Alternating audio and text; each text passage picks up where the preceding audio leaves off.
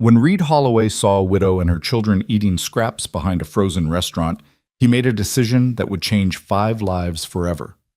In 1883 Montana Territory, showing mercy to a thief's widow could cost you everything: your reputation, your business, even your life. But sometimes the hardest choice is the only human one. This is a story of survival, redemption, and a family forged not by blood, but by a single moment of compassion in the bitter cold. Stay until the end and comment what city you're watching from. I want to see how far this story travels. The wind that December night didn't howl. It screamed. It came down from the mountains like something wounded and furious, tearing through the narrow streets of Clemens Ridge, Montana Territory, carrying with it the kind of cold that made men question whether spring would ever return. Reed Holloway had his head down against it, collar turned up, hat pulled low, moving through the darkness with the practiced gait of a man who'd learned long ago that the world didn't care whether you were ready for what it threw at you. He'd been at the mercantile, settling accounts, staying later than he should have because avoiding the empty ranch house had become something of a habit. 2 years now since Sarah died. 2 years since he'd buried her and the son who never drew breath, laid them both in the frozen ground on a day much like this one. The house still smelled like her sometimes, or maybe that was just his mind playing tricks, holding on to something that was already gone. Reed wasn't a large man, but he was built like the work he did. Lean, hard, weathered by 34 years of Montana winters and summers that were nearly as brutal. His face was all angles and sunlines, his hands scarred and capable, his eyes the color of weathered denim. People in town said he'd gotten quieter after Sarah passed, that the light had gone out of him. They weren't wrong. He was cutting through the alley behind Morrison's restaurant when he heard it, a sound so small it almost got lost in the wind. A child's voice, thin and frightened. Reed stopped, every instinct suddenly alert. He'd heard coyotes make sounds almost human on cold nights, but this was different. This was real. The alley was dark, lit only by the pale spill of lamplight from Morrison's back window. Reed moved toward the sound, and that's when he saw them. A woman, thin as a fence post, was crouched beside 3 wooden crates pushed against the restaurant's back wall, trying to shield 2 children from the wind with her own body. The children, a boy maybe 7 or 8, a little girl who couldn't have been more than 5, were pressed against her, their clothes threadbare and inadequate, their faces hollow with the kind of hunger that takes weeks to carve into young bones.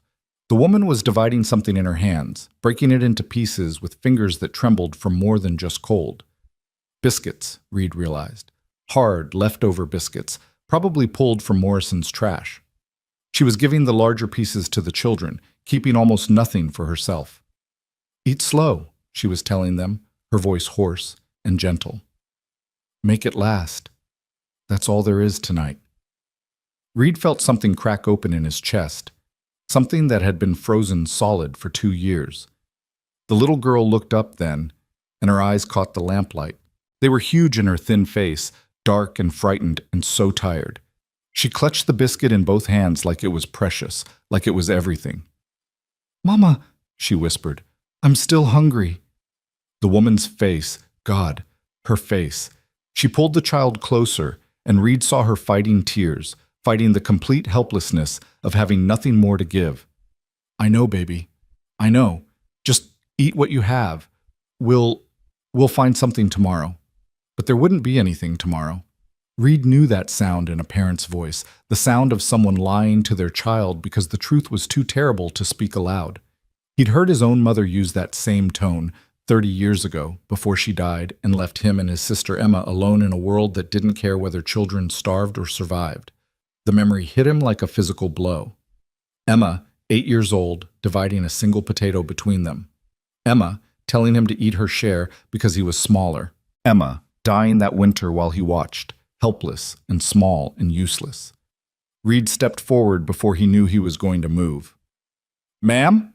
The woman's head snapped up, her body immediately shifting to put herself between Reed and the children. Her face was young, mid-20s maybe, but worn hard by circumstances. She had good bones beneath the hunger, dark hair coming loose from a threadbare scarf, and eyes that held equal parts fear and defiance. "We're not causing trouble," she said quickly. "We'll move on. We were just—" "How long since you ate?" Reed interrupted. His voice came out rougher than he intended. The woman's jaw tightened. That's not your concern. How long? She stared at him, this stranger emerging from the darkness, and something in his face must have convinced her he wasn't going to hurt them because her shoulders sagged slightly. 2 days. Real food, I mean. We've had scraps. 2 days. Reed looked at the children again. The boy was watching him with wary, old eyes, one thin arm wrapped protectively around his sister. The little girl had started crying silently, tears cutting clean tracks through the dirt on her face. Reed felt rage, clean and pure, burning through the numbness that had become his constant companion. Not rage at this woman, but at a world that let children eat garbage in the cold while men like Morrison threw away more food than these three could eat in a week. Come with me, he said. The woman shook her head immediately. No, thank you, but Morrison's is still open. I'll buy you a meal. I can't. I don't have money to... Did I ask for money? Reed kept his voice level, gentle, the way he'd talk to a spooked horse. I'm offering a meal. Hot food. For you and your children.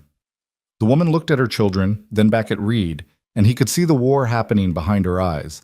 Pride versus desperation, caution versus need. He'd seen that same look in the mirror often enough to recognize it. Why? She asked finally. Why would you do that? Reed could have told her about Emma, about Sarah, about the 2 years he'd spent wondering if there was any point to waking up each morning when everyone he loved was already dead. He could have told her that seeing her children's faces had been like looking back through time at himself and his sister, helpless and starving. Instead, he just said, because it's cold and they're hungry and I can help. That's reason enough. The woman studied his face for a long moment. Whatever she saw there must have convinced her because she nodded slowly. All right. Thank you. We'll pay you back somehow. Let's just get you fed first. Reed led them around to Morrison's front entrance. The woman keeping the children close, her body still tensed like she expected this kindness to turn into a trap. Reed didn't take offense. He'd learned that survival made people careful, and careful kept you alive. Morrison's was nearly empty, just a few late customers lingering over coffee. The owner, Gerald Morrison, was behind the counter, a thick man with a florid face and the kind of permanent scowl that came from years of viewing everyone as either a customer or a problem. Reed guided the woman and children to a table near the stove, where the heat was strongest. The little girl made a small sound of relief as the warmth hit her, immediately reaching her hands toward it. 3 plates, Reed told Morrison when the man approached, his eyes already narrowing at the sight of Reed's companions. Stew, bread, milk for the children, whatever you've got hot. Morrison didn't move. He was staring at the woman, his face darkening. That's Mara Ellington. The woman, Mara, went very still. Reed looked between them, sensing something bad coming. I know exactly who she is, Morrison continued, his voice rising. The thief's widow. Got some nerve showing your face here, Mara.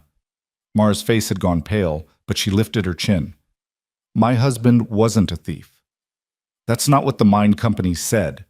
Owen Ellington stole from them, and he died because he was a thief and a coward. That's not true. $300 he took. $300 that your family still owes. Morrison crossed his thick arms. So no, you don't get to eat here. You don't get to sit in my establishment like decent people. You're the widow of a thief, and as far as I'm concerned, that makes you... Reed stood up. He didn't raise his voice, didn't make any sudden movements, but something in the way he rose, slow and deliberate, made Morrison stop talking. You'll watch your mouth, Reed said quietly. Morrison blinked, seeming to remember that Reed was there. Now, Reed, I know you're trying to be charitable, but you don't understand the situation. I understand just fine. You're insulting a woman and her children who are hungry and cold. What I don't understand is why you think that's acceptable. Her husband was a thief. Was he? Reed's voice was still quiet, but something in it made people at other tables turn to look. Were you there? Did you see him steal? The mine company said, I asked what you saw. Morrison's face was getting redder. Everyone knows Owen Ellington took that money before the mine collapsed. He died in that collapse because he was down there where he shouldn't have been. He died trying to get the men out, Mara said, her voice shaking but firm. He died trying to save them, and he never stole anything. They blamed him because he was asking questions about safety, about the timber supports, about things that weren't his business. Morrison cut her off. Your husband made accusations, Mara. He stirred up trouble. And when that mine came down, he got what was coming to him along with 6 other men. The company found money missing from the office, and Owen was the last one in there. Facts are facts. The facts are that my husband is dead, and I have 2 children to feed, and everything we had is gone. Mara's voice cracked. We're not asking for charity. We're not asking for anything except to be left alone. You're still in debt, $300. Until that's paid. How much? But Reed interrupted. Morrison turned to him. What? How much does she owe for the debt you say her husband left? $300, like I said, but what's that got to do with... And how much are meals here? For 3 people. Morrison's eyes narrowed suspiciously. $1.50. Reed reached into his coat and pulled out a leather wallet. He counted out bills slowly, precisely, and set them on the table. 300 and 150. That's 300 for the debt, he said, and $1.50 for tonight's meal. The debt is paid in full. Now bring the food. The restaurant had gone completely silent. Morrison stared at the money like it might bite him. Reed, you can't be serious. You're going to pay off the debt of a thief? I'm paying off a debt you claim exists. Whether it's legitimate or not isn't my concern right now. What concerns me is that there are 2 children at this table who haven't eaten in 2 days, and you're standing here running your mouth instead of feeding them. So either you bring the food I've paid for, or I take my money back and we walk across the street to the hotel restaurant, and I make sure everyone in town knows why. Morrison's face worked through several expressions: anger, confusion, calculation. Finally, greed won. He snatched up the bills. Fine, but don't think this makes her respectable. Don't think... The food, Morrison. Now. The owner stomped away toward the kitchen, muttering under his breath. Reed sat back down and found Mara staring at him with an expression he couldn't quite read. Shock, gratitude, confusion, maybe fear. You didn't have to do that, she said quietly. I know. I can't pay you back. I don't have anything. I didn't ask you to. Why? The word came out almost desperate. Why would you do that? You don't even know me.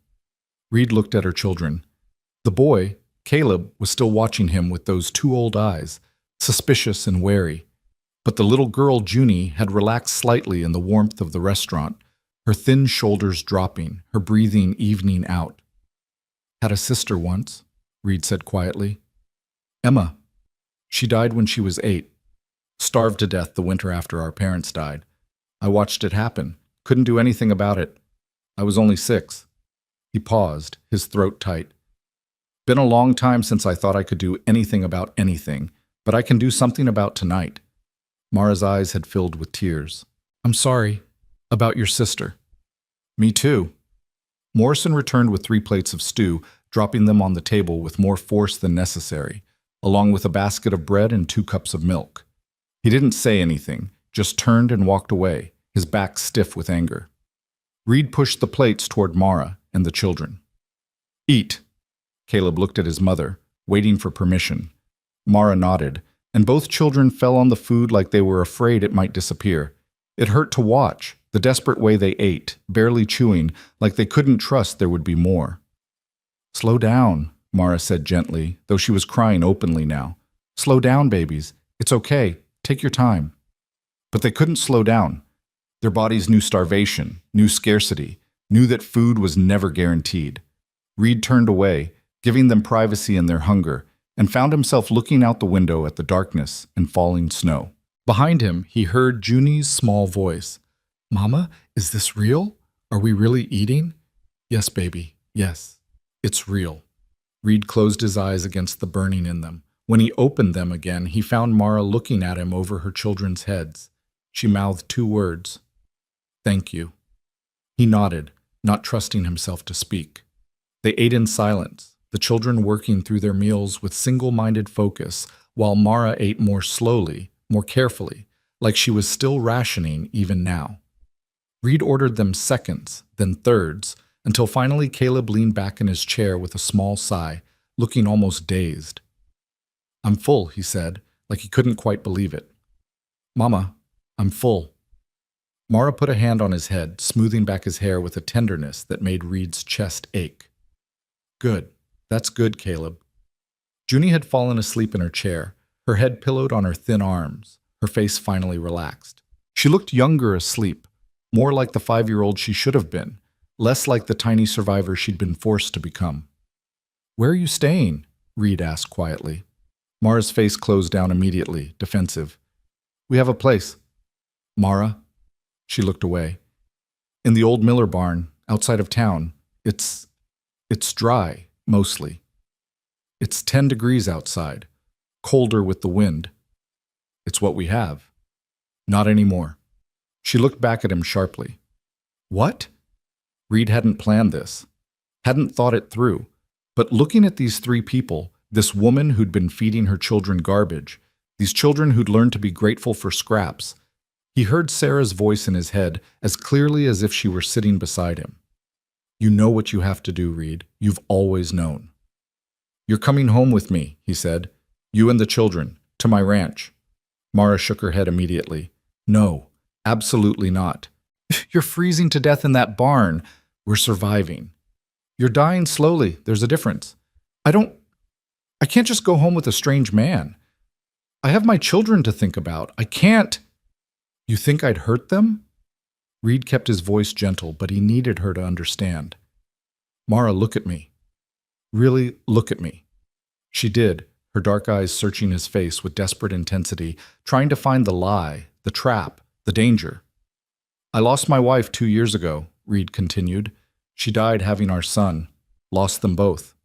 My house is empty. Has been empty. I got 3 bedrooms sitting there with no one in them, a stove that's kept burning for no reason, and more food than one man needs. You want to repay me for dinner? Then come use what I'm not using anyway. Stay warm. Keep your children safe. That's payment enough." "People will talk," Mara said, but he could hear her resistance weakening. "People are already talking. Morrison will have this story all over town by morning. Might as well give them something real to talk about." This is crazy. I don't even know you." "Name's Reed Holloway. I run a horse ranch about 5 miles north of here. I'm 34 years old. I pay my debts, I keep my word, and I don't hurt women or children. That's all you need to know tonight." Mara looked at her children, Caleb trying to stay awake, fighting sleep, and Junie already lost to it. He saw the moment she broke, the moment survival instinct overrode pride and fear. "Just for tonight," she whispered. "For as long as you need. I'll work. I'll earn our keep. I'm good with horses. I can cook, clean, anything you need. We'll figure that out tomorrow. Tonight, let's just get you somewhere warm." Reed paid Morrison for the meals. The man took the money with poor grace and then carefully lifted Junie into his arms. The little girl weighed almost nothing, all bird bones and fragile hope. She stirred slightly, mumbling something, then settled against his shoulder with a small sigh. Mara helped Caleb to his feet. The boy was swaying with exhaustion, but he kept his hand in his mother's, watching Reed with continued wariness. "My wagon's out front," Reed said quietly. They walked out into the night, into wind that had gotten worse while they were inside. Snow was falling harder now, the kind of storm that could turn deadly if you were caught in it unprepared. Reed settled Junie carefully onto the wagon bench, wrapping her in the heavy blanket he kept there, then helped Mara and Caleb up beside her. "Might be a rough ride," he warned, climbing up into the driver's seat. "Storm's getting worse." "We'll manage," Mara said, pulling both children close. Reed snapped the reins and the wagon lurched forward into the darkness, leaving behind the lights of Clemens Ridge and heading north toward his ranch. Toward home. The wind screamed around them, driving snow into their faces, making the horses nervous. Reed kept them steady, his hands sure on the reins, his body automatically making the adjustments needed to keep the wagon on the road he could barely see. Beside him, Mara was silent, holding her children against the wind. He could feel her fear, her uncertainty, radiating off her like heat. She'd put her trust in a stranger, let him take her and her children into the darkness, and now she was probably wondering if she'd made a terrible mistake. "Used to make this run with my eyes closed," Reed said, just to break the silence. "Know every rock and turn." "How long have you had the ranch?" 8 years. Built the house myself, me and Sarah. She wanted it facing east so she could see the sunrise from the kitchen window. His voice caught slightly on his wife's name. She was real particular about that sunrise. "I'm sorry about your wife." "Me too." They rode in silence for a while longer. Then Caleb's voice, small and almost lost in the wind. "Is your house really warm?" Reed looked down at the boy. "Warmest place in Montana Territory," he said. "Got a stove in the kitchen that puts out heat like summer. Got fireplaces in every bedroom, and I got beds with quilts this thick." He held his hands apart to show him. "You'll be so warm you might forget what cold feels like." "That sounds nice," Caleb said softly. "It is nice. You'll see." But before they could see anything, the wagon wheel hit ice. Reed felt it happen. The sudden sideways lurch, the loss of traction. He tried to correct, pulling hard on the reins, but the horses panicked, pulling in opposite directions. The wagon tilted, and for one terrible moment Reed thought they were going over. "Hold on!" he shouted. The wagon slammed back down with a crack that sounded like breaking bone. The front axle, Reed realized with sinking dread. They'd broken the front axle. The horses settled, nervous but calming under Reed's steady hand. Reed set the brake and climbed down to assess the damage, already knowing what he'd find. The axle was split clean through. They weren't going anywhere in this wagon. Reed looked around, trying to orient himself in the blowing snow. They were maybe 3 miles from the ranch. 3 miles in a blizzard, with 2 children who were already exhausted and half frozen. He climbed back up onto the wagon. Mara was looking at him with frightened eyes. "Axle's broken," he said. "Can't fix it here." "How far are we?" 3 miles. Maybe a little less. Mara looked at her children, then at the darkness beyond the wagon. "We can walk it." "In this storm?" "You said 3 miles. We can do 3 miles." Reed studied her face, the determination there, the fierce protectiveness. She would walk through hell itself if it meant keeping her children alive. He understood that, respected it. "All right," he said. "But we do this smart. I'll carry Junie. You help Caleb. We stick together, we move steady, and we don't stop until we reach the house." "I can walk," Caleb protested, but his voice was weak. "I know you can," Reed said, "but it'll be faster if I help. That okay with you?" The boy nodded reluctantly. Reed lifted Junie carefully, wrapping her completely in the blanket until only her face showed, then settled her against his chest inside his open coat, giving her his body heat. The little girl stirred, her eyes fluttering open. "Where are we?" she mumbled. "Going home, baby," Mara said, stroking her daughter's face. "Going somewhere warm." Reed helped Mara and Caleb down from the wagon, then unhitched the horses and turned them loose. They'd find their way to the ranch eventually. Horses were smart that way. "Ready?" he asked. Mara took Caleb's hand in hers, wrapping her other arm around him. "Ready." They walked into the storm. The wind was brutal, driving snow into their faces like needles, stealing their breath, making every step a battle. Reed led the way, Junie's weight in his arms, her small face pressed against his chest. Behind him, he could hear Mara's ragged breathing, could hear her talking to Caleb in a steady stream of encouragement. "That's it, baby. One foot, then the other. We're almost there. You're doing so good. I'm so proud of you." But they weren't almost there. They were maybe a mile in, with 2 more to go, and already Reed could feel Caleb struggling. The boy was trying, God, he was trying, but his little body had been pushed beyond its limits. Reed stopped. "Mara." She looked at him, snow coating her hair and eyelashes. "Give me Caleb." "What?" "I'll carry them both. You're stronger without the weight." "You can't carry both." "Yes, I can. Trust me." Mara hesitated, then nodded. Reed carefully adjusted Junie so she was settled on his left hip, then crouched down. "Climb on, Caleb. Get on my back." The boy looked at his mother. Mara nodded, and Caleb slowly climbed onto Reed's back, wrapping his thin arms around Reed's neck, his legs around Reed's waist. Reed stood, adjusting to the weight. It hurt, his back protesting, his arms already aching, but he'd carried heavier loads. He'd manage. "Let's go," he said. They walked, and walked, and walked. Time stopped meaning anything. There was only the next step, and the next, and the next. Reed's world narrowed to the children in his arms, their weight, their warmth, the precious evidence that they were still alive. Behind him, Mara matched him step for step, never complaining, never asking to stop. Reed's legs were screaming. His arms had gone numb. Junie was a dead weight against his chest, either asleep or unconscious. He couldn't tell. Caleb's grip around his neck had loosened. The boy's body slumped against his back. "Mara," he said, his voice rough. "Talk to me. Need to know you're still there." "I'm here." Her voice was faint but steady. "I'm here, Reed. Tell me about Owen, your husband." "Why?" "Need to hear your voice. Need to know you're okay." Silence, then, "He was good. Owen was good. He loved our children more than anything. He worked hard. He tried to do right." Her voice broke. "He didn't steal anything. He wouldn't. But no one believes that. No one except me." "I believe you," Reed said. "Why?" "Because I've seen liars, and you're not one. Because Morrison's story doesn't make sense. And because a man who steals doesn't die trying to save other men." Mara made a sound that might have been a sob or a laugh. "Thank you. Thank you for saying that." "We're going to clear his name," Reed said.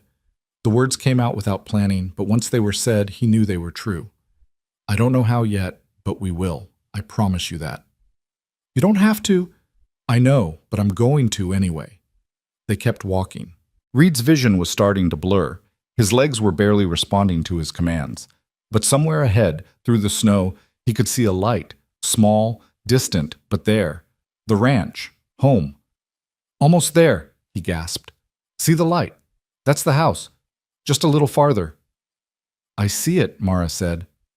"I see it, Reed." The last 100 yards were the hardest. Reed's body was shutting down, everything screaming for him to stop, to rest, to give up. But Sarah's voice was in his head again, fierce and loving. "Don't you dare quit, Reed Holloway. Don't you dare." The porch steps appeared out of the snow. Reed stumbled up them, barely keeping his balance, and kicked at the door. "Get the door," he told Mara.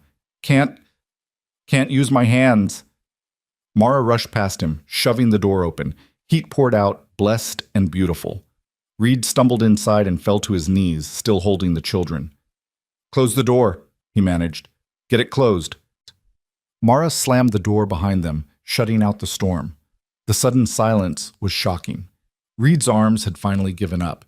He carefully laid Junie on the rug in front of the fireplace, then helped Caleb slide off his back. Both children were frighteningly still, their faces white, their lips blue. "We need to warm them," Reed said, his voice slurred with exhaustion. "Slow. Too fast will hurt them. Get blankets from the bedroom, down the hall, second door." Mara ran. Reed stripped off his soaked coat and boots, then carefully removed the children's wet clothes, checking them for frostbite. Their fingers and toes were white, but not black. That was good.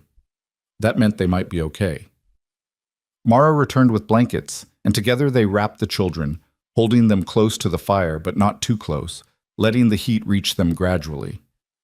"Talk to them," Reed said. "Keep them conscious if you can." "Caleb, baby, can you hear me?" Mara was crying, patting her son's face. "Caleb, please, please wake up." The boy's eyes fluttered open. "Mama?"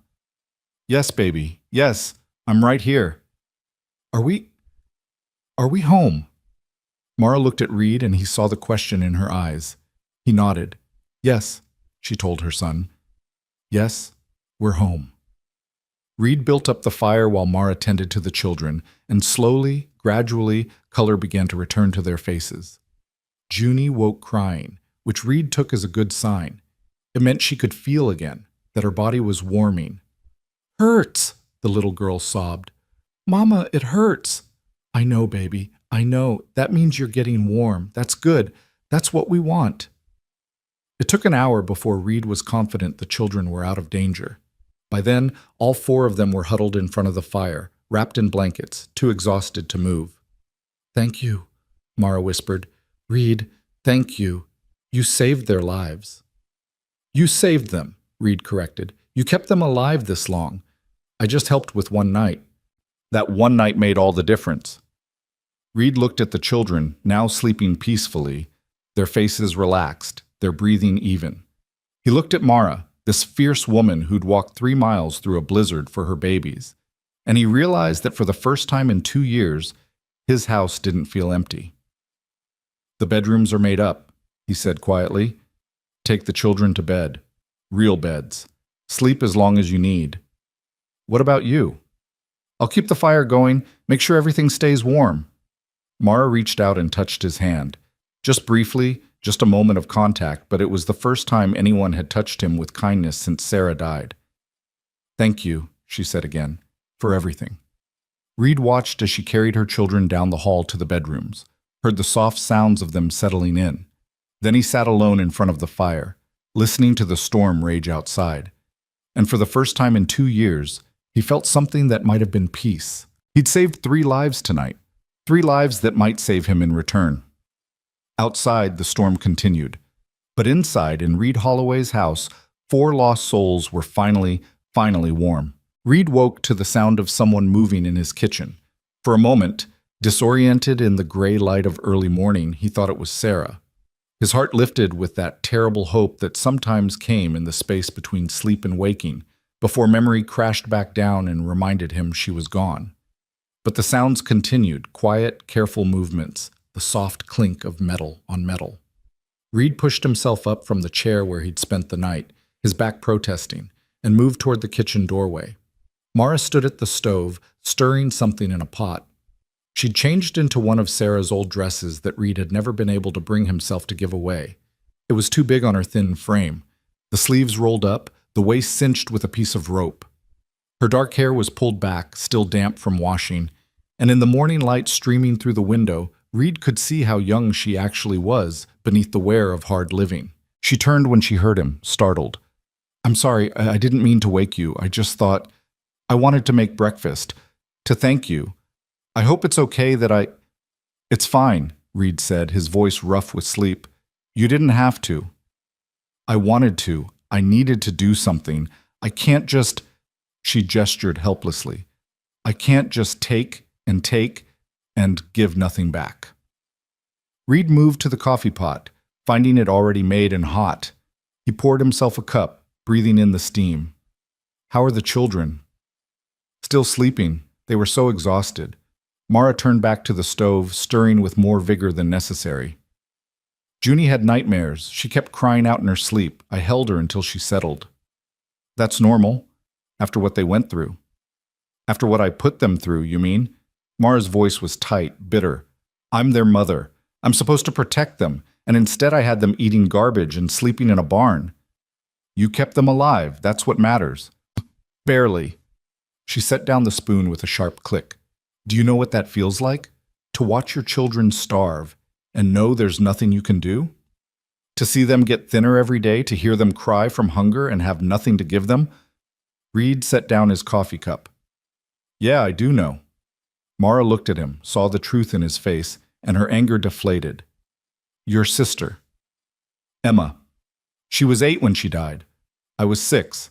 I watched her give me her food, watched her pretend she wasn't hungry, watched her waste away. Reed stared into his coffee. I was too young to understand what was happening until it was too late. By the time I realized she was dying, there was nothing I could do about it. I'm sorry, I can't imagine.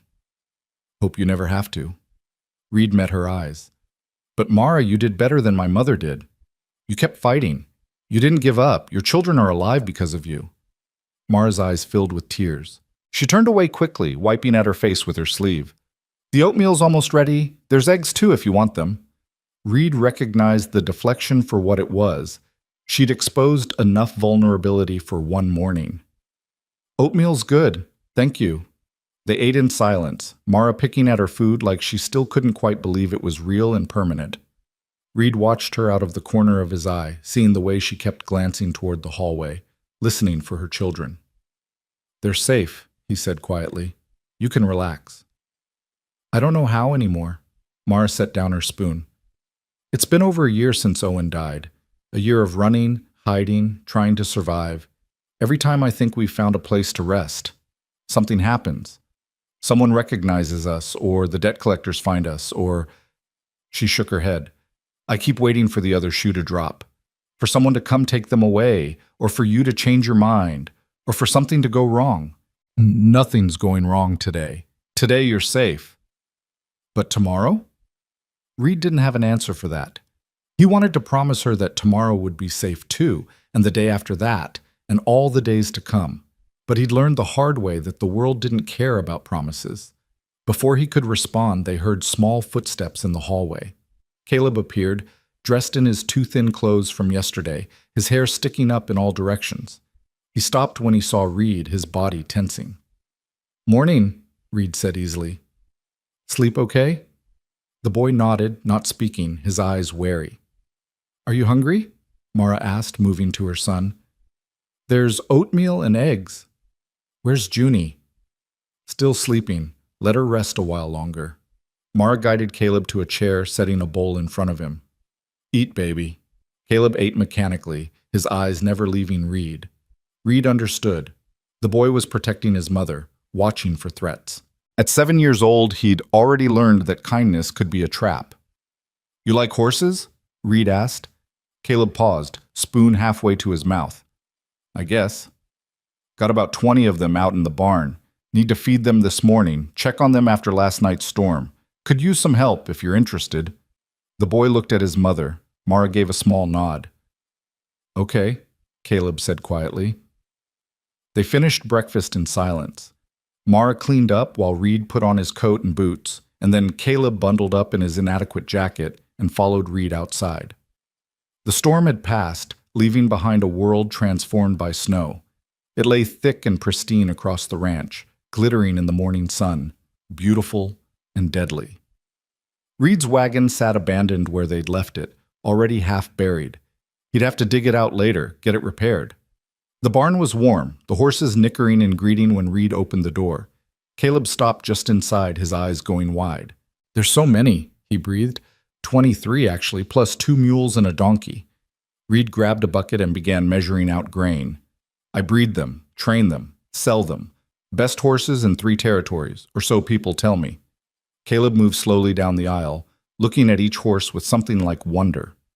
Reed watched him, seeing the tension gradually leave the boy's shoulders, seeing him relax for the first time since they'd met. "Can I pet one?" Caleb asked. "Sure. That bay mare there, she's gentle. Name's Sadie." Caleb reached out carefully, letting the horse sniff his hand before touching her neck. A smile broke across his face, small and tentative, but real. "She's soft," he said. "She likes you. Can tell by the way she's leaning in." They worked together in comfortable silence, Reed showing Caleb how to measure the grain, how to fill the water buckets, how to fork hay into the mangers. The boy was quick and careful, listening intently to every instruction. "You're good at this," Reed said. "Natural with horses." "My pa used to..." Caleb stopped, his face closing down.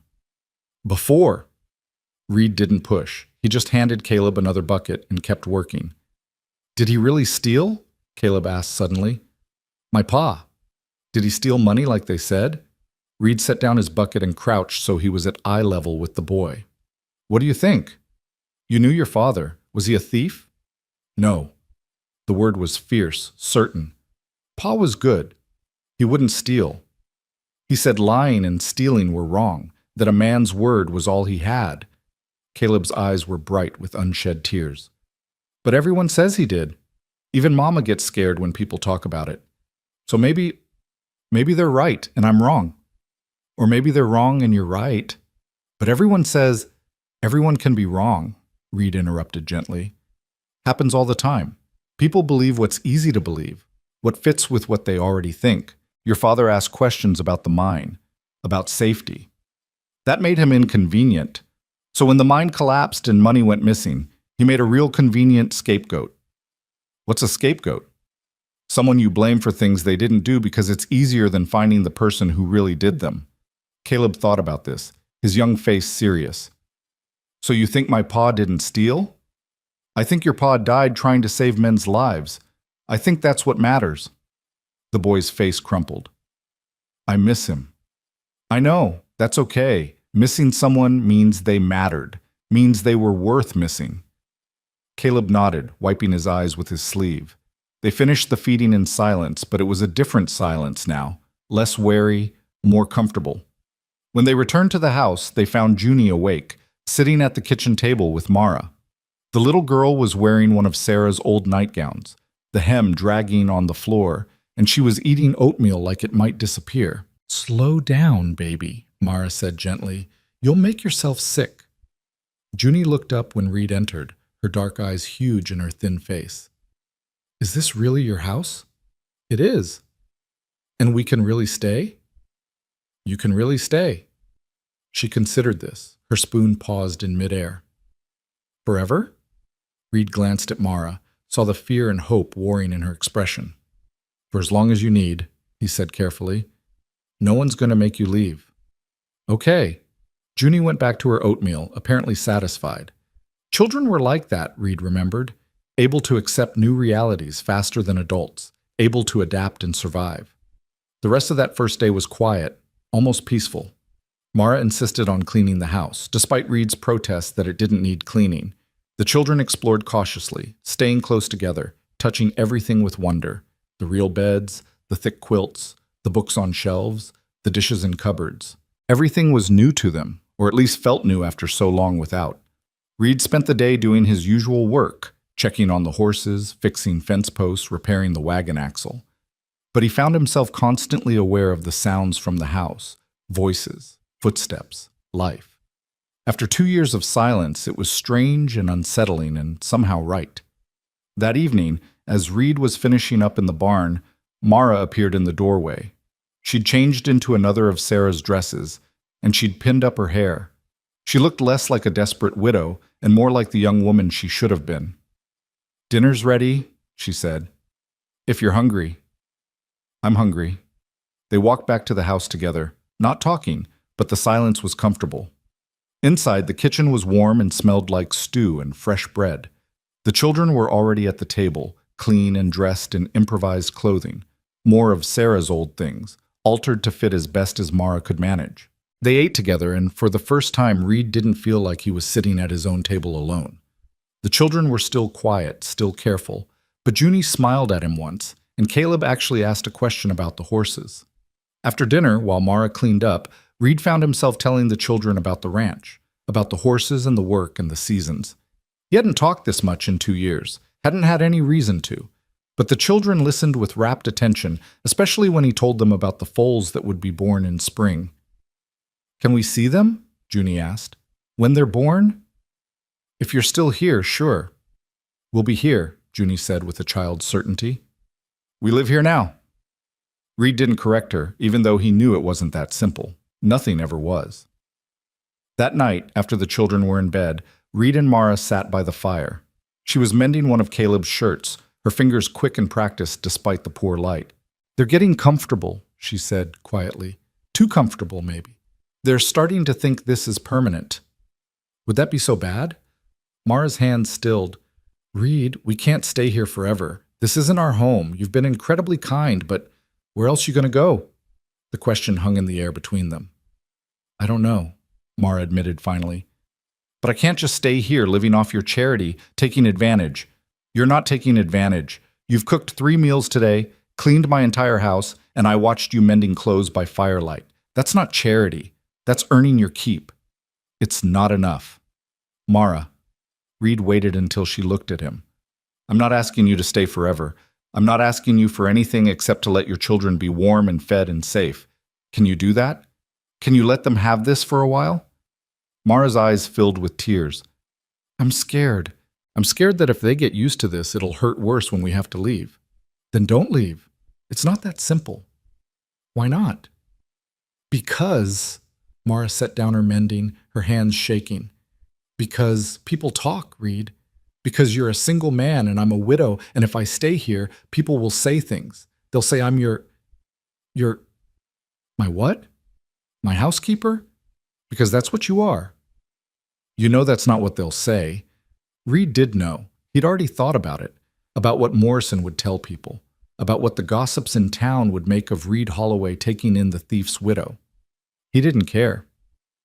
"Let them talk," he said. "Long as your children are safe, what does it matter?"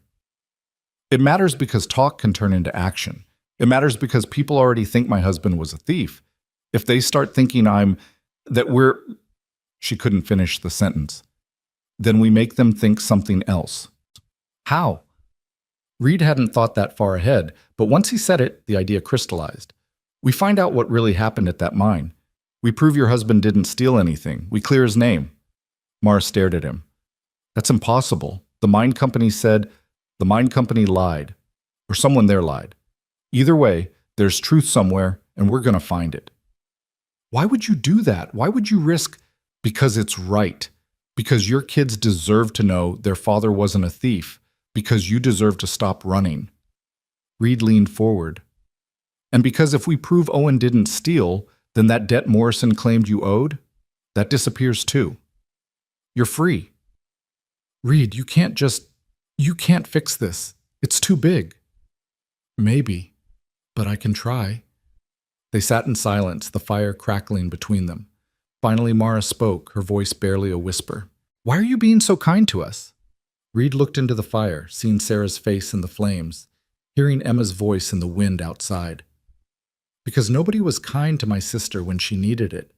Because my wife died and I couldn't save her. Because for 2 years I've been walking around half alive, just going through motions. Then I saw you and your kids eating garbage in the snow, and something in me just broke open. Or maybe woke up, I don't know. He met her eyes. I can't bring back Emma or Sarah, but I can help you. So that's what I'm going to do. Mara wiped at her eyes. I don't know what to say. Don't say anything. Just let your kids sleep safe tonight. That's enough. But that night, safety felt further away than ever. Reed was awakened by the sound of Junie screaming. He was out of bed and running before he was fully awake, his heart pounding. He crashed through the door of the children's room to find Mara already there, holding Junie, while the little girl sobbed and shook. What happened? Reed asked, breathing hard. Nightmare, Mara said, rocking her daughter. Just a nightmare, baby. You're safe. You're safe. But Junie couldn't stop crying, couldn't stop shaking. The cold, she sobbed. Mama, the cold. It was so cold and I couldn't move and you were gone and… Shh. I'm right here. I'm not going anywhere. Caleb was awake too, sitting up in his bed, his face pale. Reed moved to him, putting a hand on his shoulder. You okay? The boy nodded, but his eyes were fixed on his sister. It took nearly an hour to calm Junie down, and even then she wouldn't let go of her mother. Finally, Mara carried her to her own room, Caleb following like a shadow, and Reed heard them all settle into one bed together. He stood in the hallway, listening to Mara's soft voice singing something low and gentle, and he felt the weight of responsibility settle on his shoulders like a physical thing. These people were damaged, traumatized by loss and hunger and cold. Keeping them fed and warm wasn't enough. He had to help them heal, but he didn't know how. The next morning, Reed rode into Clemens Ridge. He needed supplies, but more than that, he needed information. If he was going to clear Owen Ellington's name, he needed to know what really happened at that mine. The town was buzzing. Reed could feel it the moment he rode in, eyes following him, whispers starting up, people turning to stare. Morrison had done his work well. Everyone knew about Reed taking in the widow and her children. Reed ignored it, tying his horse outside the mercantile and heading inside. Sam Fletcher, the owner, looked up from behind the counter, his face carefully neutral. Morning, Reed. Sam, need some supplies. Sure thing. But Sam's voice was stiff, formal, different from usual.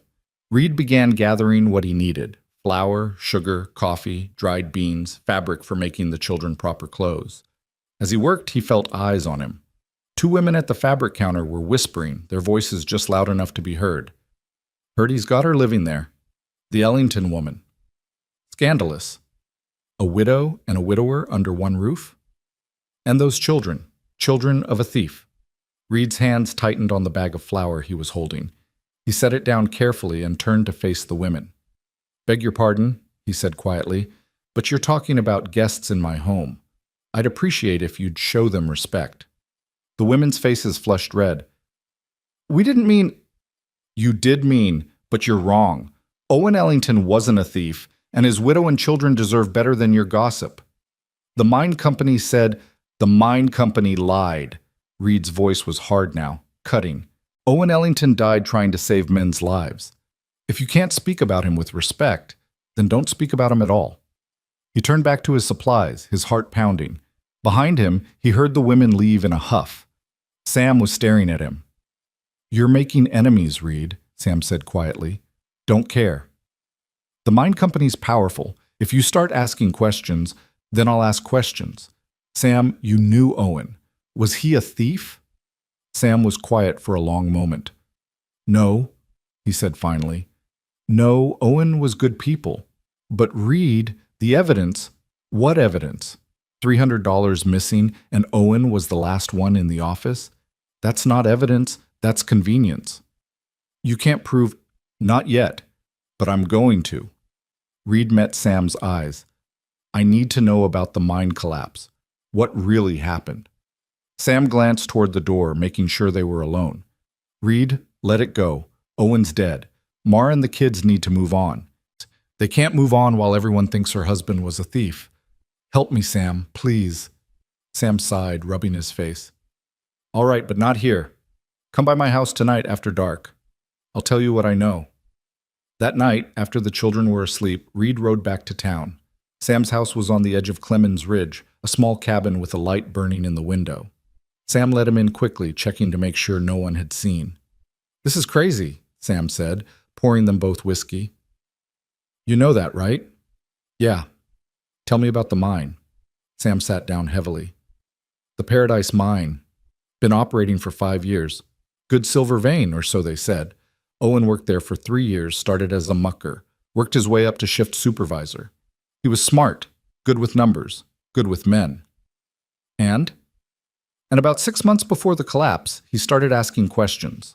About the timber supports, about the ventilation, about corners being cut.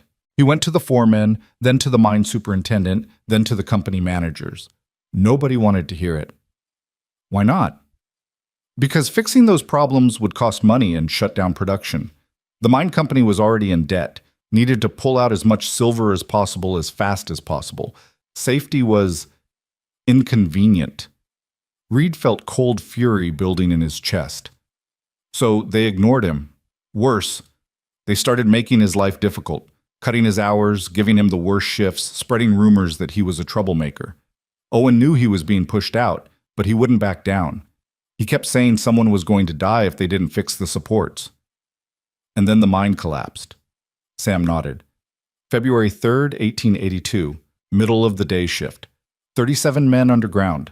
The main support beam gave way, brought down half the tunnel system. 7 men died, including Owen. He'd gone down there on his day off, said he wanted to check something. When the collapse started, he tried to get the men out. They say he saved 4 lives before the ceiling came down on him. And the money? Went missing the day before the collapse. $300 from the company office. Owen had been in there that morning, meeting with the superintendent. When the money disappeared, they blamed him. Said he took it knowing the mine was going to collapse, trying to make one last score before everything fell apart. But Owen wouldn't steal. Everyone who knew him knew that. And $300? That was nothing compared to what the mine company lost when the tunnel collapsed. Why would Owen risk everything for $300 when he had a good job and a family? He wouldn't, Reed said. So who did take the money? Sam looked at him for a long moment. You really want to know? Yes. Then talk to Jack Mercier. He was the mine superintendent. Owen met with him the morning the money disappeared. After the collapse, Mercier left town real sudden-like. Heard he's down in Silver City now, managing another mine for the same company. Reed committed the name to memory. Jack Mercier. One more thing, Sam said. The company paid out death benefits to all the families except Owen's.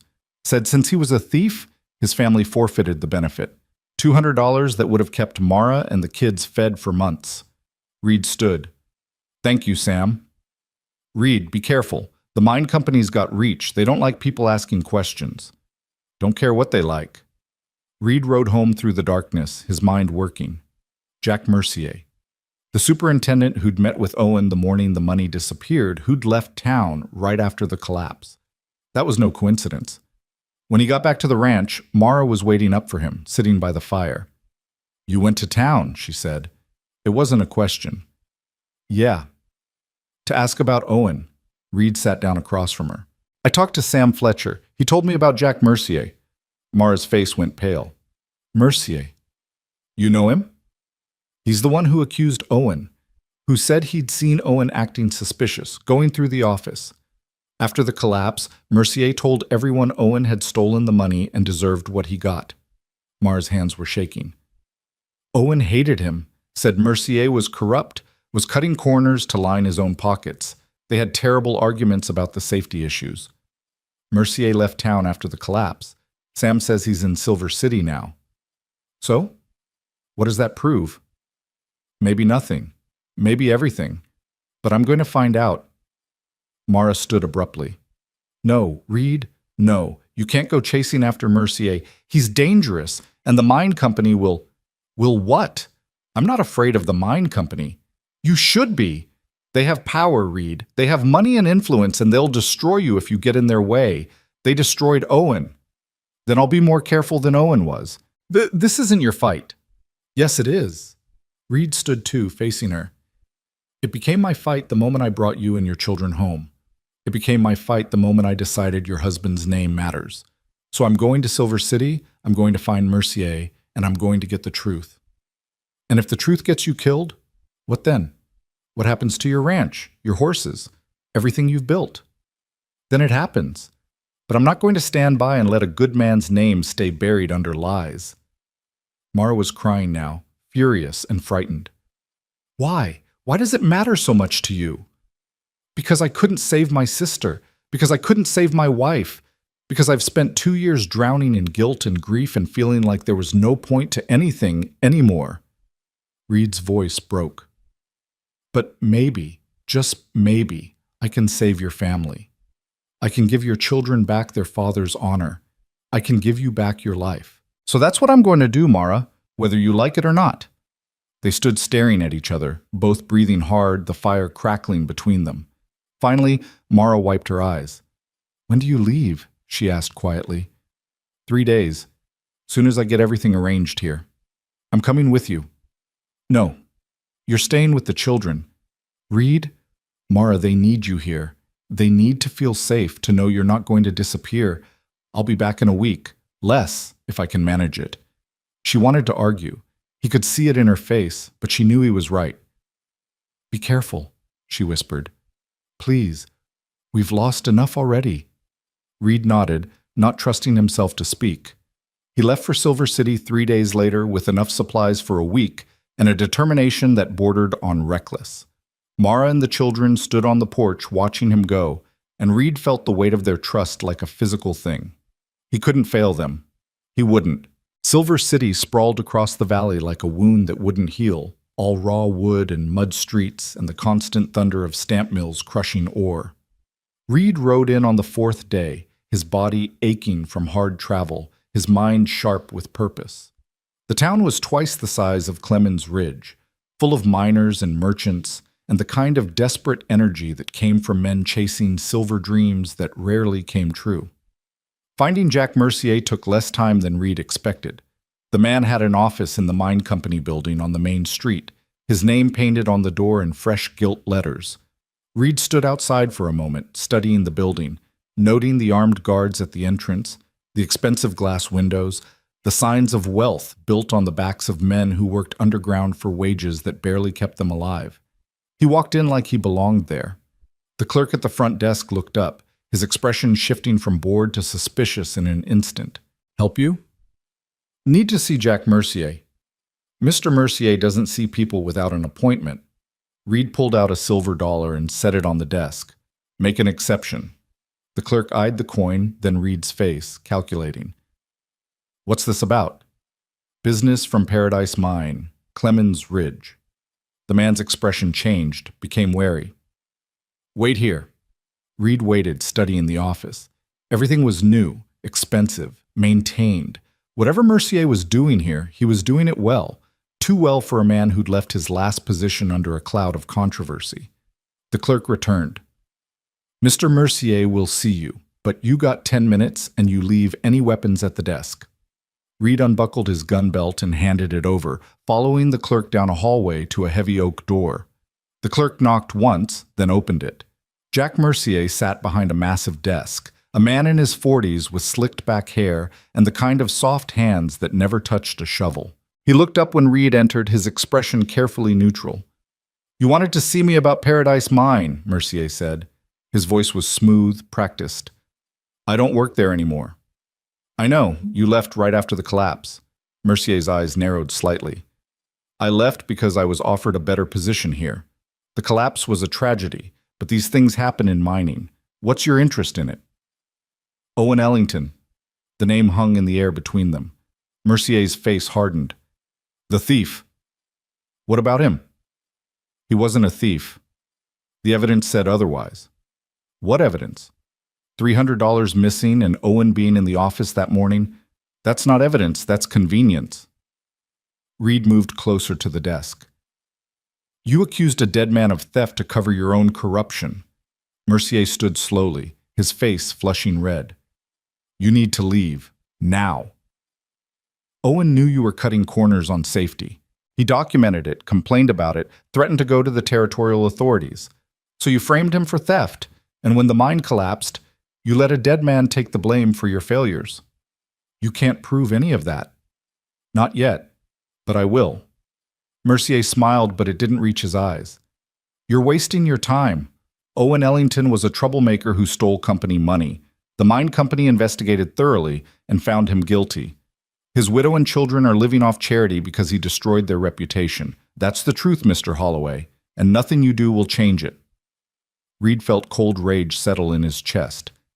"You know who I am." "Of course, I make it my business to know who's asking questions about Paradise Mine. You think you're the first person to come sniffing around, trying to make something out of tragedy? You're not. And you won't be successful, just like the others weren't." "What others?" Mercier sat back down, relaxed now, confident. "Owen's brother came here last year, made all kinds of accusations, threatened lawsuits, made a general nuisance of himself. Know where he is now?"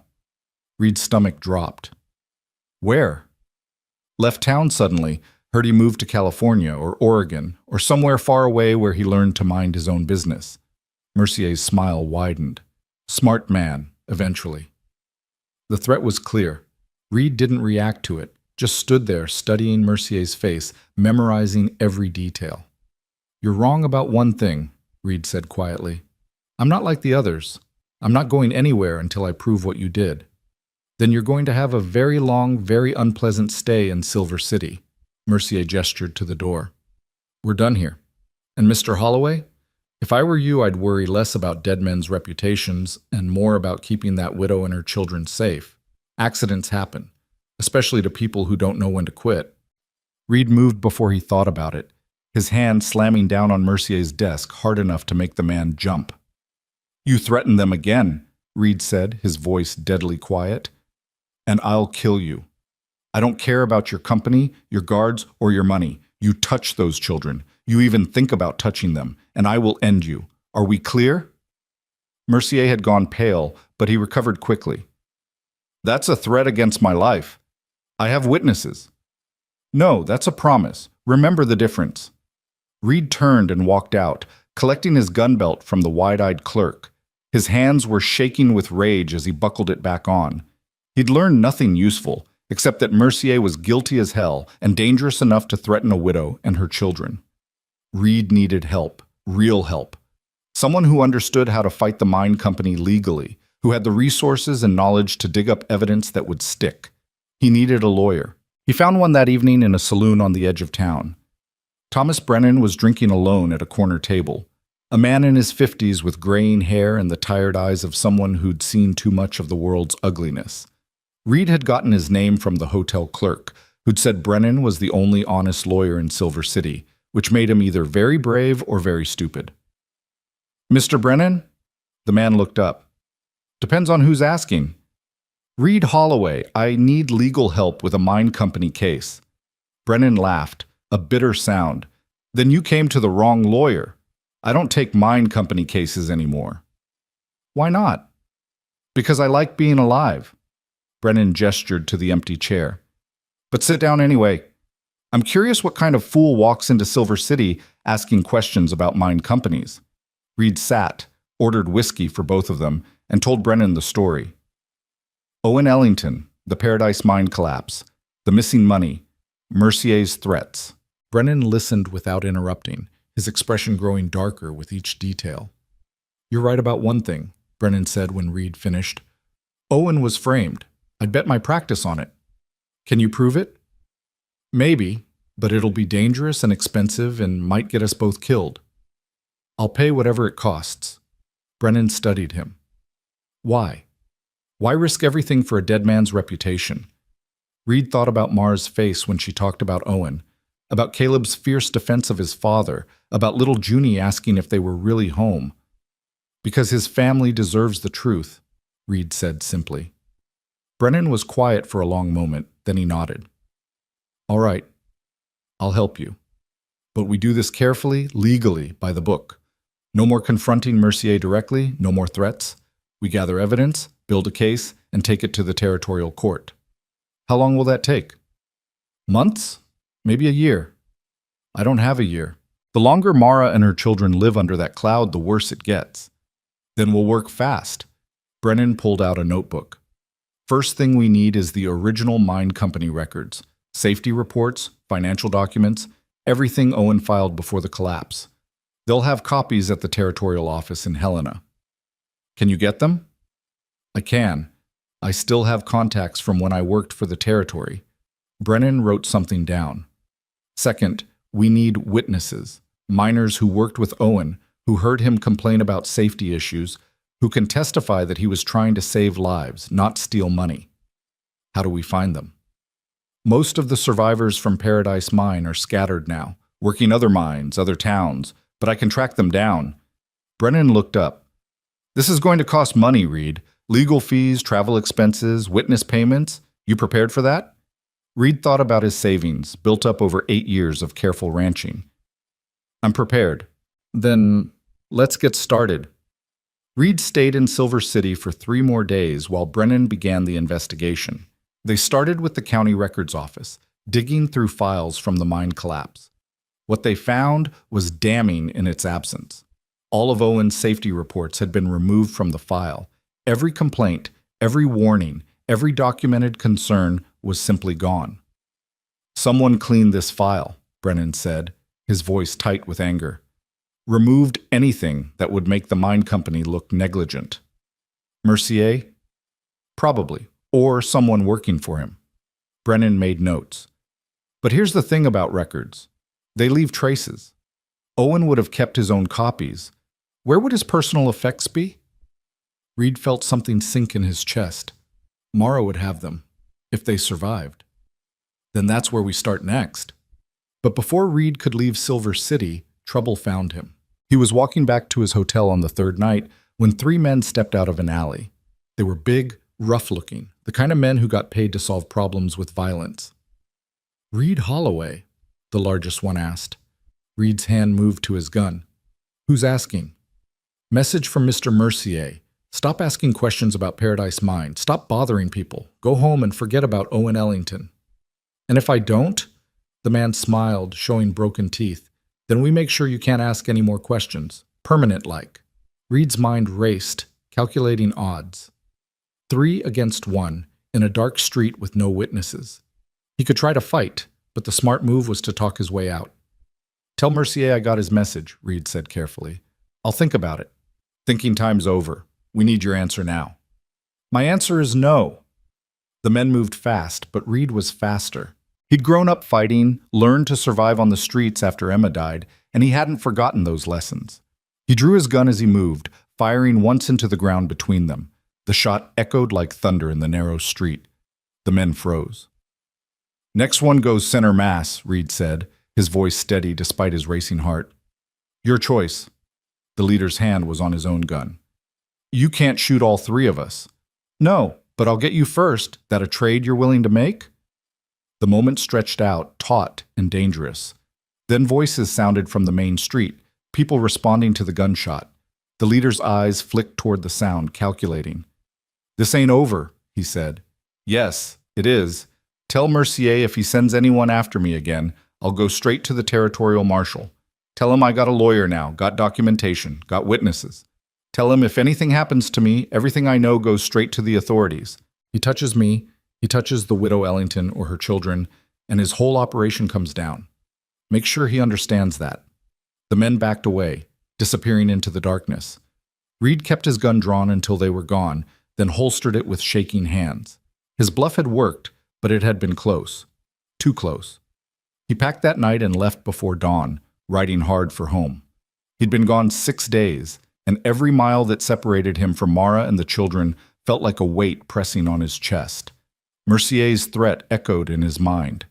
Accidents happen, especially to people who don't know when to quit. Reed pushed his horse harder. He reached the ranch 3 days later, exhausted and filthy from hard travel. The sun was setting as he rode up, painting the house in gold and shadow. He'd never been so relieved to see anything in his life. Mara was on the porch before he'd even dismounted, her face pale with worry. "Thank God, I was so worried. You said a week and it's been 9 days, and I thought, I'm fine, everything's fine." But she was already checking him over, her hands quick and efficient. "You're hurt. There's blood on your shirt." "Not mine. There was some trouble, but I'm okay." "What kind of trouble?"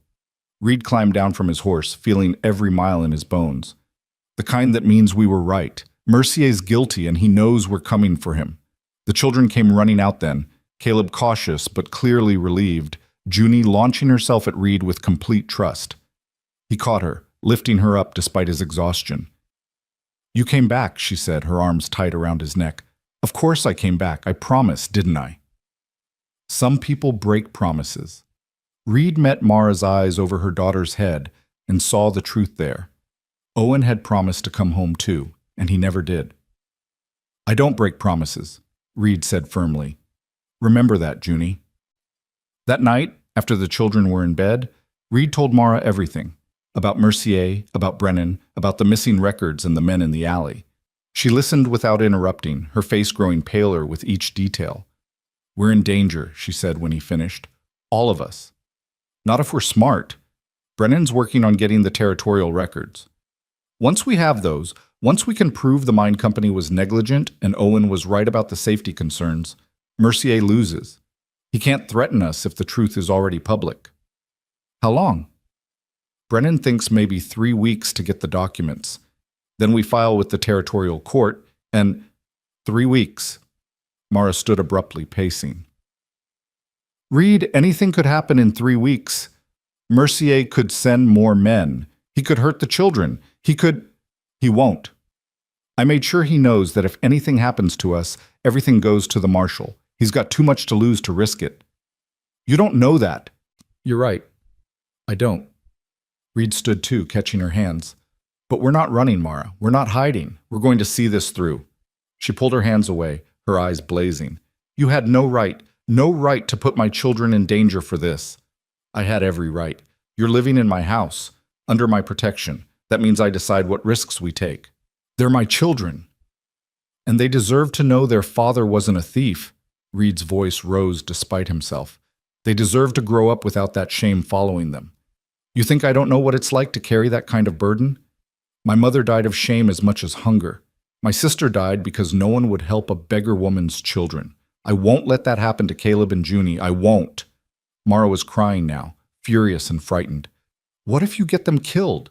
What if your pride and your guilt and your need to fix everything gets my babies killed?" "That won't happen." "You can't promise that." "No, I can't." Reed's voice dropped. "But I can promise that I'll die before I let anything hurt them. I can promise that every decision I make is about keeping them safe. And I can promise that hiding and running and living in fear isn't a life worth living. Your children need more than survival, Mara. They need hope. They need justice. They need to know their father died a hero, not a thief." She stared at him, tears streaming down her face. "I'm so scared." "I know.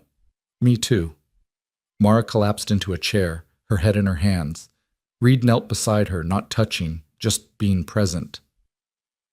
When Owen died, she said quietly, I thought that was the worst thing that could happen. Thought nothing could hurt more than that. But watching my children starve, watching them suffer, knowing I couldn't protect them from the world, that was worse. So much worse. You did protect them. You kept them alive.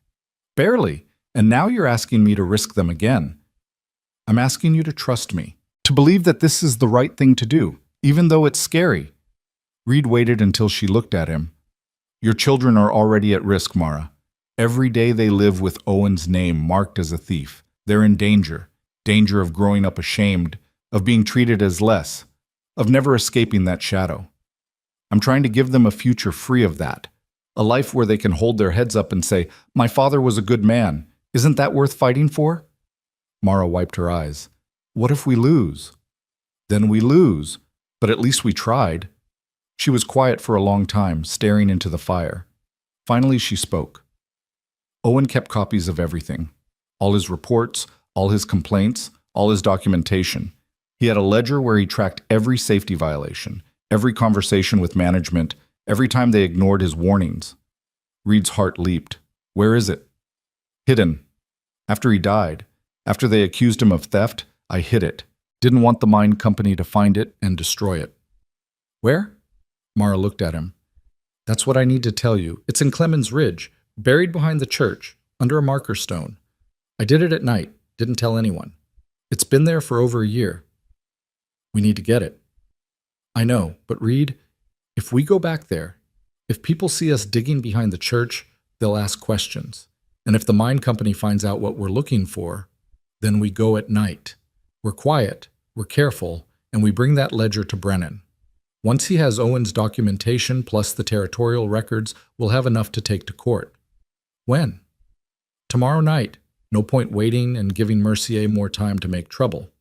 Mara nodded slowly. All right, but the children stay here. Agreed. Sam Fletcher will watch them. I'll ride over and ask him in the morning. But morning brought a different kind of trouble. Reed was feeding the horses when he heard riders approaching. He stepped out of the barn to see Sheriff Tom Blackwood and 3 deputies riding up the lane, their faces grim. Reed's stomach sank. This wasn't a social call. Morning, Tom, he said carefully. The sheriff dismounted, his hand resting on his gun. Reed, we need to talk. About what? About the widow Ellington, and some very serious allegations. Mara appeared on the porch, the children behind her. Her face had gone white. What allegations? Reed asked, though he already knew.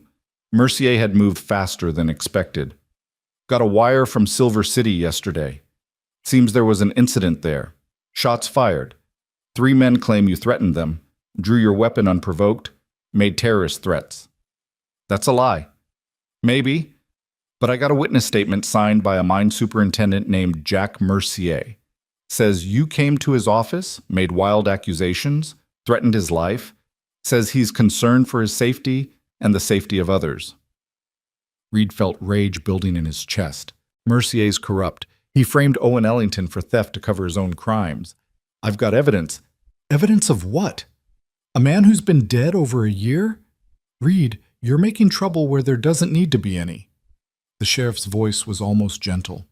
I know you're trying to help the widow, but you can't go around threatening people and shooting at them because you think there was some injustice. I didn't shoot at anyone. I fired a warning shot when 3 men jumped me in an alley. That's not what they say. Of course it's not. They work for Mercier. They're lying. Can you prove that? Reed opened his mouth, then closed it. He couldn't prove it.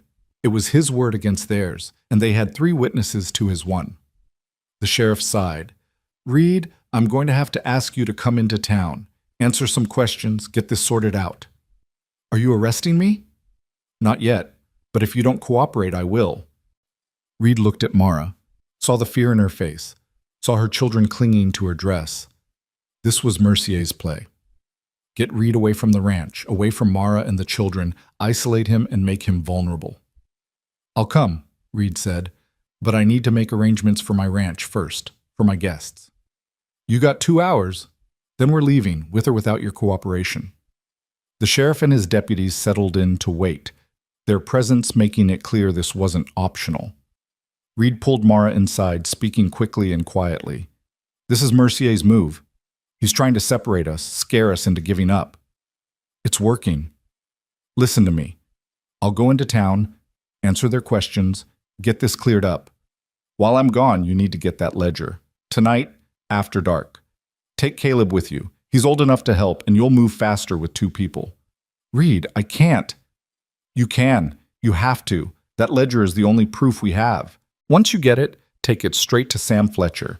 Tell him to get it to Thomas Brennan in Silver City. Tell him it's urgent. What if they arrest you? Then Brennan will get me out. But we can't lose that evidence. Everything depends on it.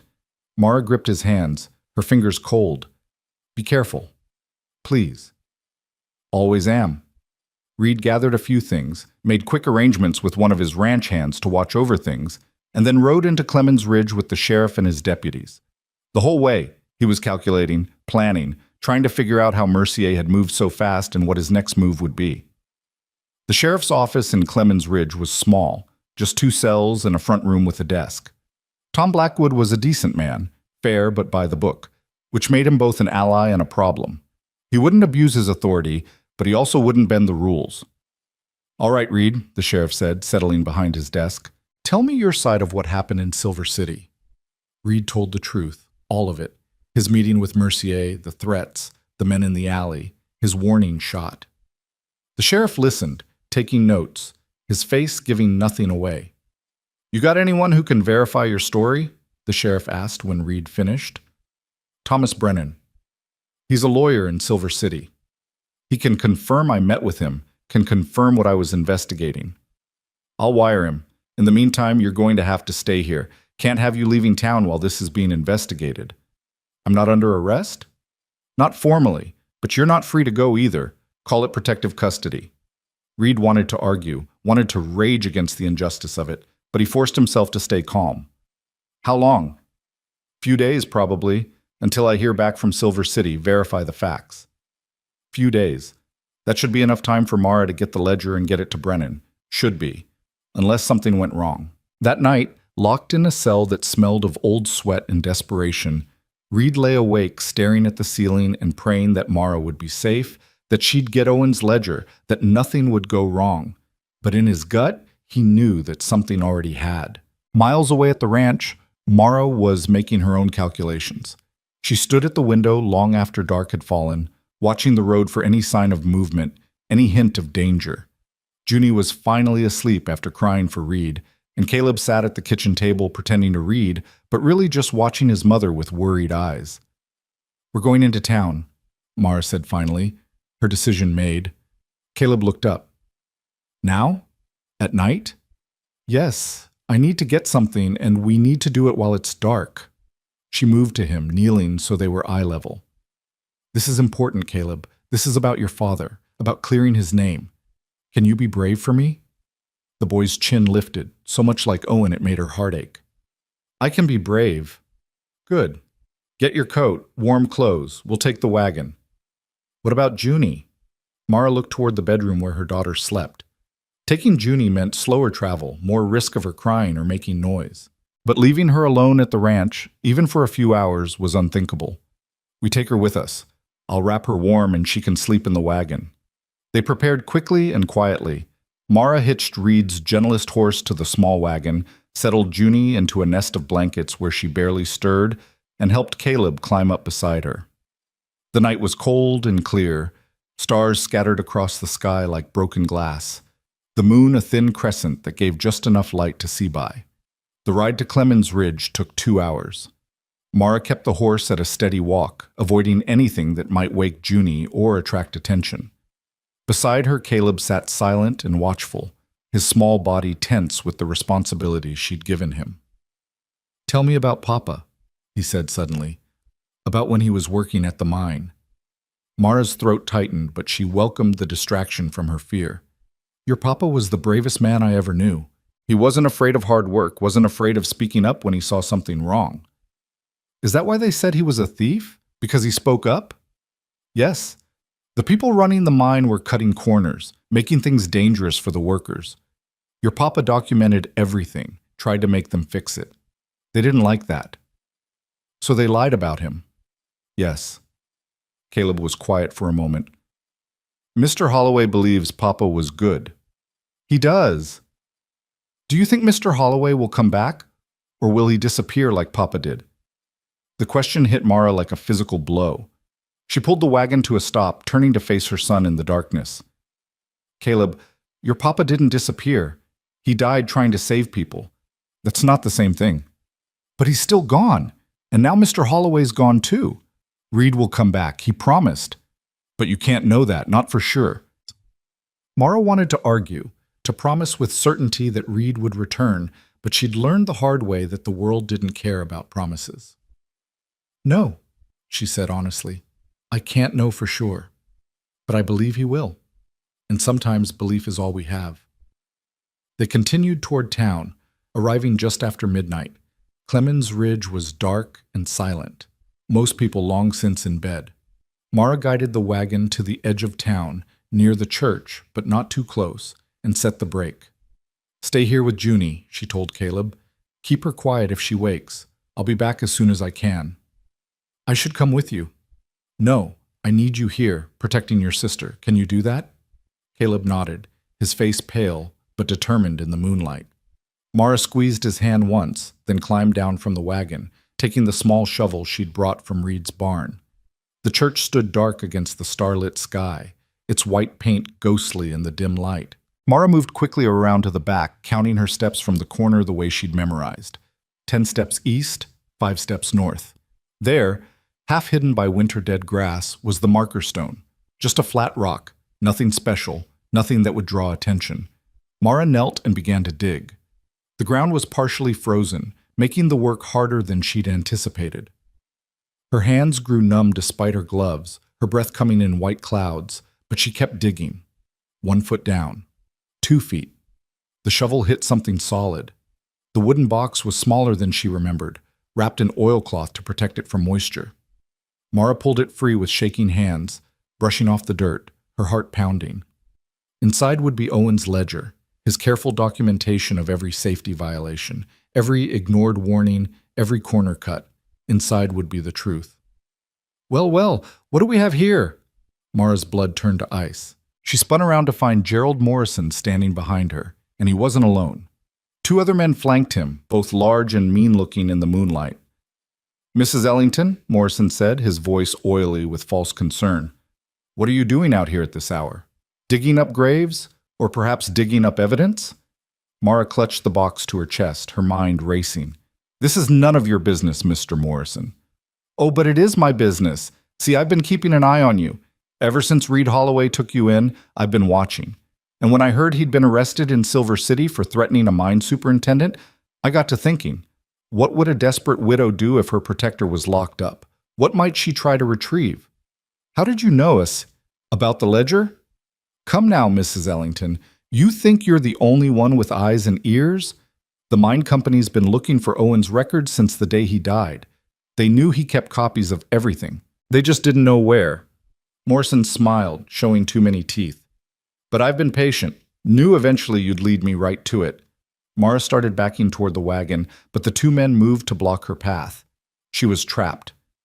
Give me the box, Morrison said, extending his hand. No. Mara, don't be foolish. You're a widow with 2 small children and no protection. Reed's in jail, probably going to stay there a good long while. You've got nowhere to go, no one to help you. Give me the box, and maybe I can convince the mine company to be merciful. Merciful? You mean like they were merciful to Owen? Like they were merciful when they let us starve rather than pay his death benefit? Morrison's expression hardened. Your husband was a thief who got what he deserved. Now give me that box before someone gets hurt. Mara looked at the men blocking her path, calculated her chances of breaking through, and knew they were almost 0. But she also knew that if she gave up Owen's ledger, gave up the only evidence they had, then everything Reed had risked would be for nothing. Her husband's name would stay tarnished forever. Her children would grow up carrying that shame. She turned and ran. Not toward the wagon, where Caleb and Junie were vulnerable, but toward the church itself, toward the main street, toward anywhere there might be people or witnesses.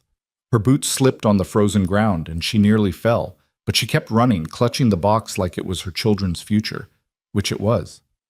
She heard Morrison shouting behind her, heard heavy footsteps pursuing, but she didn't look back. The main street was ahead, just 100 yards. If she could just reach it. A hand grabbed her shoulder, spinning her around. She fell hard, the box flying from her grip, landing in the dirt a few feet away. One of Morrison's men loomed over her, reaching for the box. "No!" Mara lunged for it, her fingers closing around the oilcloth just as the man's boot came down, pinning her hand to the ground. Pain exploded up her arm. She cried out, trying to pull free, but the man just pressed harder. Morrison appeared above her, reaching down for the box. Stupid woman. All this trouble for a dead man's lies. They're not lies. Mara's voice was raw with pain and fury. Owen documented everything, every violation, every warning, every time you and your friends chose profit over lives. It's all there, and when people see it, they'll know the truth. No one's going to see anything. Morrison pulled the box from her grip, clutching it triumphantly. This evidence is going to disappear, just like Owen's other copies disappeared. And you're going to forget you ever had it. The hell she is. The voice came from the darkness behind Morrison, cold and sharp as a knife. Everyone froze. Sam Fletcher stepped into the moonlight, a shotgun leveled at Morrison's chest. Behind him were two other men from town, both armed. "Let her up," Sam said quietly, "and give back that box." Morrison's face twisted with rage and fear. "This doesn't concern you, Fletcher." "Wrong. Mara's under Reed Holloway's protection, which makes her my concern. And you just assaulted a widow in front of witnesses, so you got two choices. Give back the box and walk away, or explain to Sheriff Blackwood why you were attacking a woman behind a church at midnight." The standoff stretched out, taut and dangerous. Finally, Morrison dropped the box in the dirt and stepped back, his hands raised. "This isn't over," he said. "Yeah, it is." Sam kept his shotgun trained on Morrison while one of his companions helped Mara to her feet. "You and your friends are going to leave now. And if I hear about you bothering Mrs. Ellington again, if I hear about anyone from the mine company harassing her or her children, I'm going straight to the territorial marshal with what I know about Paradise Mine. You understand me?" Morrison's face was white with fury, but he nodded. He and his men backed away, disappearing into the darkness. Sam lowered his shotgun and turned to Mara. "You all right?" "My hand..." She was shaking so hard she could barely speak. "Is Caleb, the children..." "They're fine. Your boy had the sense to come find me when he saw Morrison following you. Smart kid." Relief nearly buckled Mara's knees. Sam caught her elbow, steadying her, then bent to pick up the box. "This what I think it is?" he asked quietly. "Owen's ledger. All his documentation about the mine." Sam looked at the box, then at Mara, then back toward where Morrison had disappeared. "You need to get this to Reed's lawyer, tonight, before Morrison tells the mine company what happened." "But Reed's in jail. I don't even know how to contact Thomas Brennan." "I do. Give me the ledger. I'll ride to Silver City myself, put it directly in Brennan's hands." Sam saw her hesitation. "Mara, you gotta trust someone. Let me help." Mara thought about Owen, about all the people who'd failed him when he needed help, but she also thought about Reed, about his determination to clear Owen's name, about the way he'd risked everything for her family. And she thought about Sam, who'd just saved her from Morrison, who'd believed her story when almost no one else would. "All right," she said, handing him the box. "But Sam, please, this is everything. If we lose it..." "We won't, I promise." Sam tucked the box under his arm. "Now get your children and get back to Reed's ranch. Lock the doors and don't open them for anyone except me or the sheriff. Understand?" Mara nodded. Sam walked her back to the wagon where Caleb sat with wide, frightened eyes, Junie stirring in her blankets. "You did good," Mara told her son, pulling him close. "You were so brave. You saved us." "Is Mr. Fletcher really going to help?" "Yes, he's going to help Papa." They rode back to the ranch in the pre-dawn darkness, Mara's hand throbbing with every jolt of the wagon, but she was smiling through tears, because for the first time in over a year, she had hope. Real hope. 3 days passed with agonizing slowness. Mara kept the children close, spent her nights jumping at every sound, terrified that Morrison or the mine company would come for them. But the ranch stayed quiet, peaceful, only the normal sounds of horses and wind and winter settling in. On the morning of the fourth day, a rider appeared on the horizon. Mara's heart leaped with equal parts hope and fear until she recognized the horse. Reed. He rode into the yard looking exhausted and filthy, but alive. Mara ran to him before he'd even dismounted, and for a moment she forgot propriety, forgot everything except relief. She wrapped her arms around him, holding tight.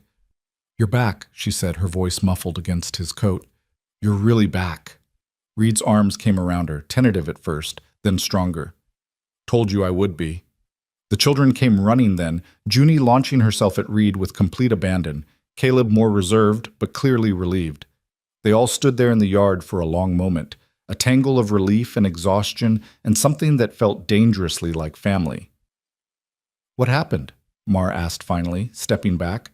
"The sheriff, did he let you go?" "Did you?" "Thomas Brennan happened. Sam Fletcher got Owen's ledger to him 2 days ago. Brennan went straight to the territorial court with it, filed charges against Jack Mercier for fraud, negligence, and falsifying records. The court issued a warrant for Mercier's arrest and sent word to Sheriff Blackwood to release me immediately." Mara's hand flew to her mouth. "They arrested Mercier?" "Yesterday. And the mine company is under investigation. Turns out Owen documented everything. Safety violations, ignored warnings, even evidence that Mercier himself took the $300 to cover gambling debts." Reed's smile was grim and satisfied. "Your husband was meticulous. Every complaint, every conversation, every violation, all dated and detailed. It's damning evidence." "So Owen's name is cleared, officially. The court issued a statement this morning exonerating Owen Ellington of all charges, said he died a hero trying to save lives." Reed's voice roughened with emotion. "Your husband's death benefit is being reinstated, plus additional compensation for the year of hardship you endured, and the mine company's being fined for negligence." Mara felt her knees give way. Reed caught her, guiding her to sit on the porch steps. She was crying, great gasping sobs of relief and grief and vindication all mixed together. "He was good," she kept saying. "He was good, and now everyone knows. Everyone knows." Reed sat beside her, one arm around her shoulders while she cried. The children pressed close, Caleb trying to be brave, but with tears streaming down his face, Junie crying because everyone else was crying without fully understanding why.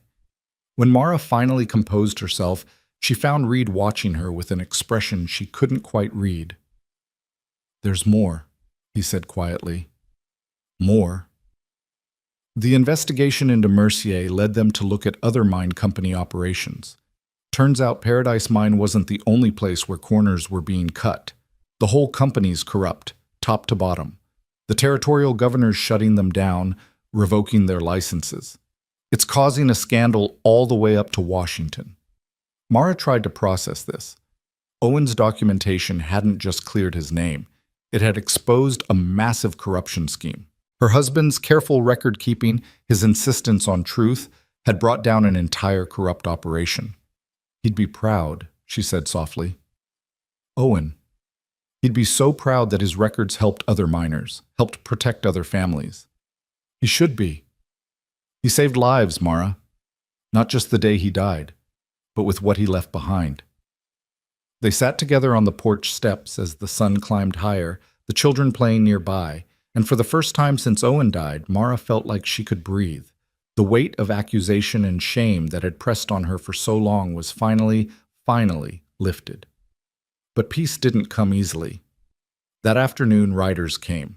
Not Morrison or mine company thugs, but townspeople from Clemens Ridge.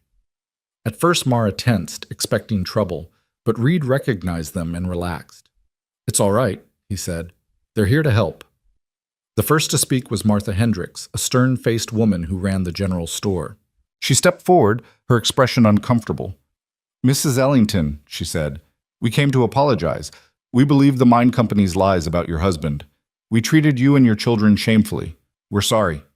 Others echoed her words, their faces showing genuine remorse. They brought gifts, food, clothing for the children, even a small bag of coins collected from families in town. "We can't make up for the year you suffered," Martha continued, "but we'd like to try. Your family is welcome in Clemens Ridge. More than welcome." Mara couldn't speak past the lump in her throat. She just nodded, accepting their apologies, accepting their gifts, accepting the fact that sometimes people did change their minds when presented with truth. After the visitors left, Reed and Mara stood on the porch watching them go.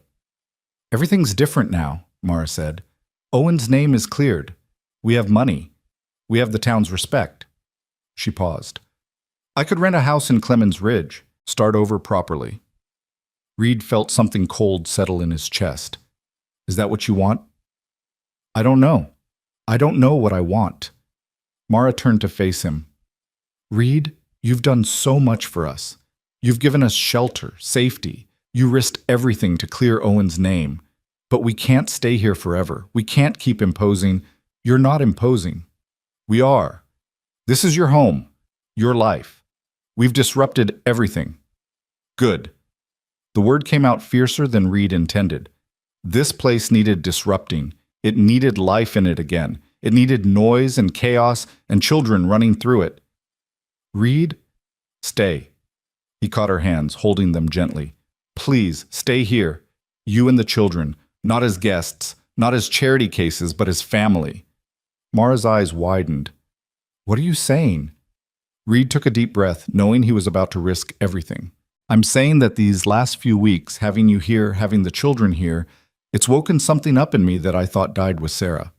I'm saying that I've gotten used to hearing Junie's laugh and Caleb's questions, and your voice singing to them at night. I'm saying that when I was locked up in that cell, all I could think about was getting back here to you, to all of you." "Reed, you don't have to. I know I don't have to. I want to." Reed squeezed her hands. "Mara, I'm not asking you to forget Owen. I'm not trying to replace him. But I'm asking if maybe there's room in your life for something new, for someone who wants to take care of you and your children, not out of duty or charity, but because I've come to—" He swallowed hard. "Because I've come to care for all of you." Mara was crying again, but smiling through the tears. "I don't know how to do this. How to move forward. It feels like betraying Owen's memory." "Owen would want you to be happy, would want his children taken care of, would want them growing up with someone who loves them." Reed paused. "And I do love them, Mara. Somewhere along the way, I fell in love with your children, and with you." The words hung in the cold air between them. Mara stared at him, her face showing shock and fear, and something that might have been hope. "I'm broken," she whispered. "I'm damaged and scared, and I don't know if I have anything left to give." "Then we'll be broken together. We'll figure it out together." Reed pulled her closer. "I'm not asking for an answer today. I'm just asking you to think about it, about staying, about building something new here." Before Mara could respond, Junie came running around the corner, her face bright with excitement. "Mama, Caleb found a bird's nest in the barn. Can we keep it?" The moment shattered into ordinary life. Mara wiped her eyes, composed herself, and turned to her daughter. "Let's go look at it together." But as they walked toward the barn, she reached back and took Reed's hand, holding it tight. That night, while the children slept, Reed and Mara sat by the fire talking. Really talking. For the first time since she'd arrived. She told him about her life with Owen, about their courtship and marriage, about the joy of having children and the terror of losing him. Reed told her about Sarah, about their dreams for the ranch, about the emptiness that had consumed him after her death. "I never thought I'd feel anything again," Reed admitted. "Never thought I'd want to.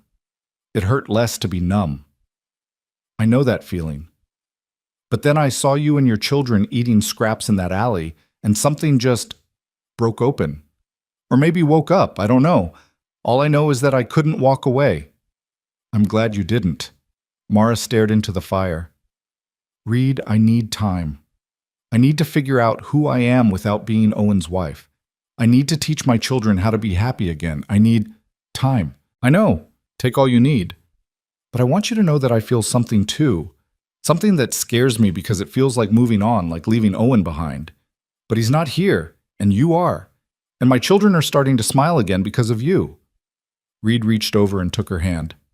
"We'll go slow, figure it out as we go." "Slow sounds good."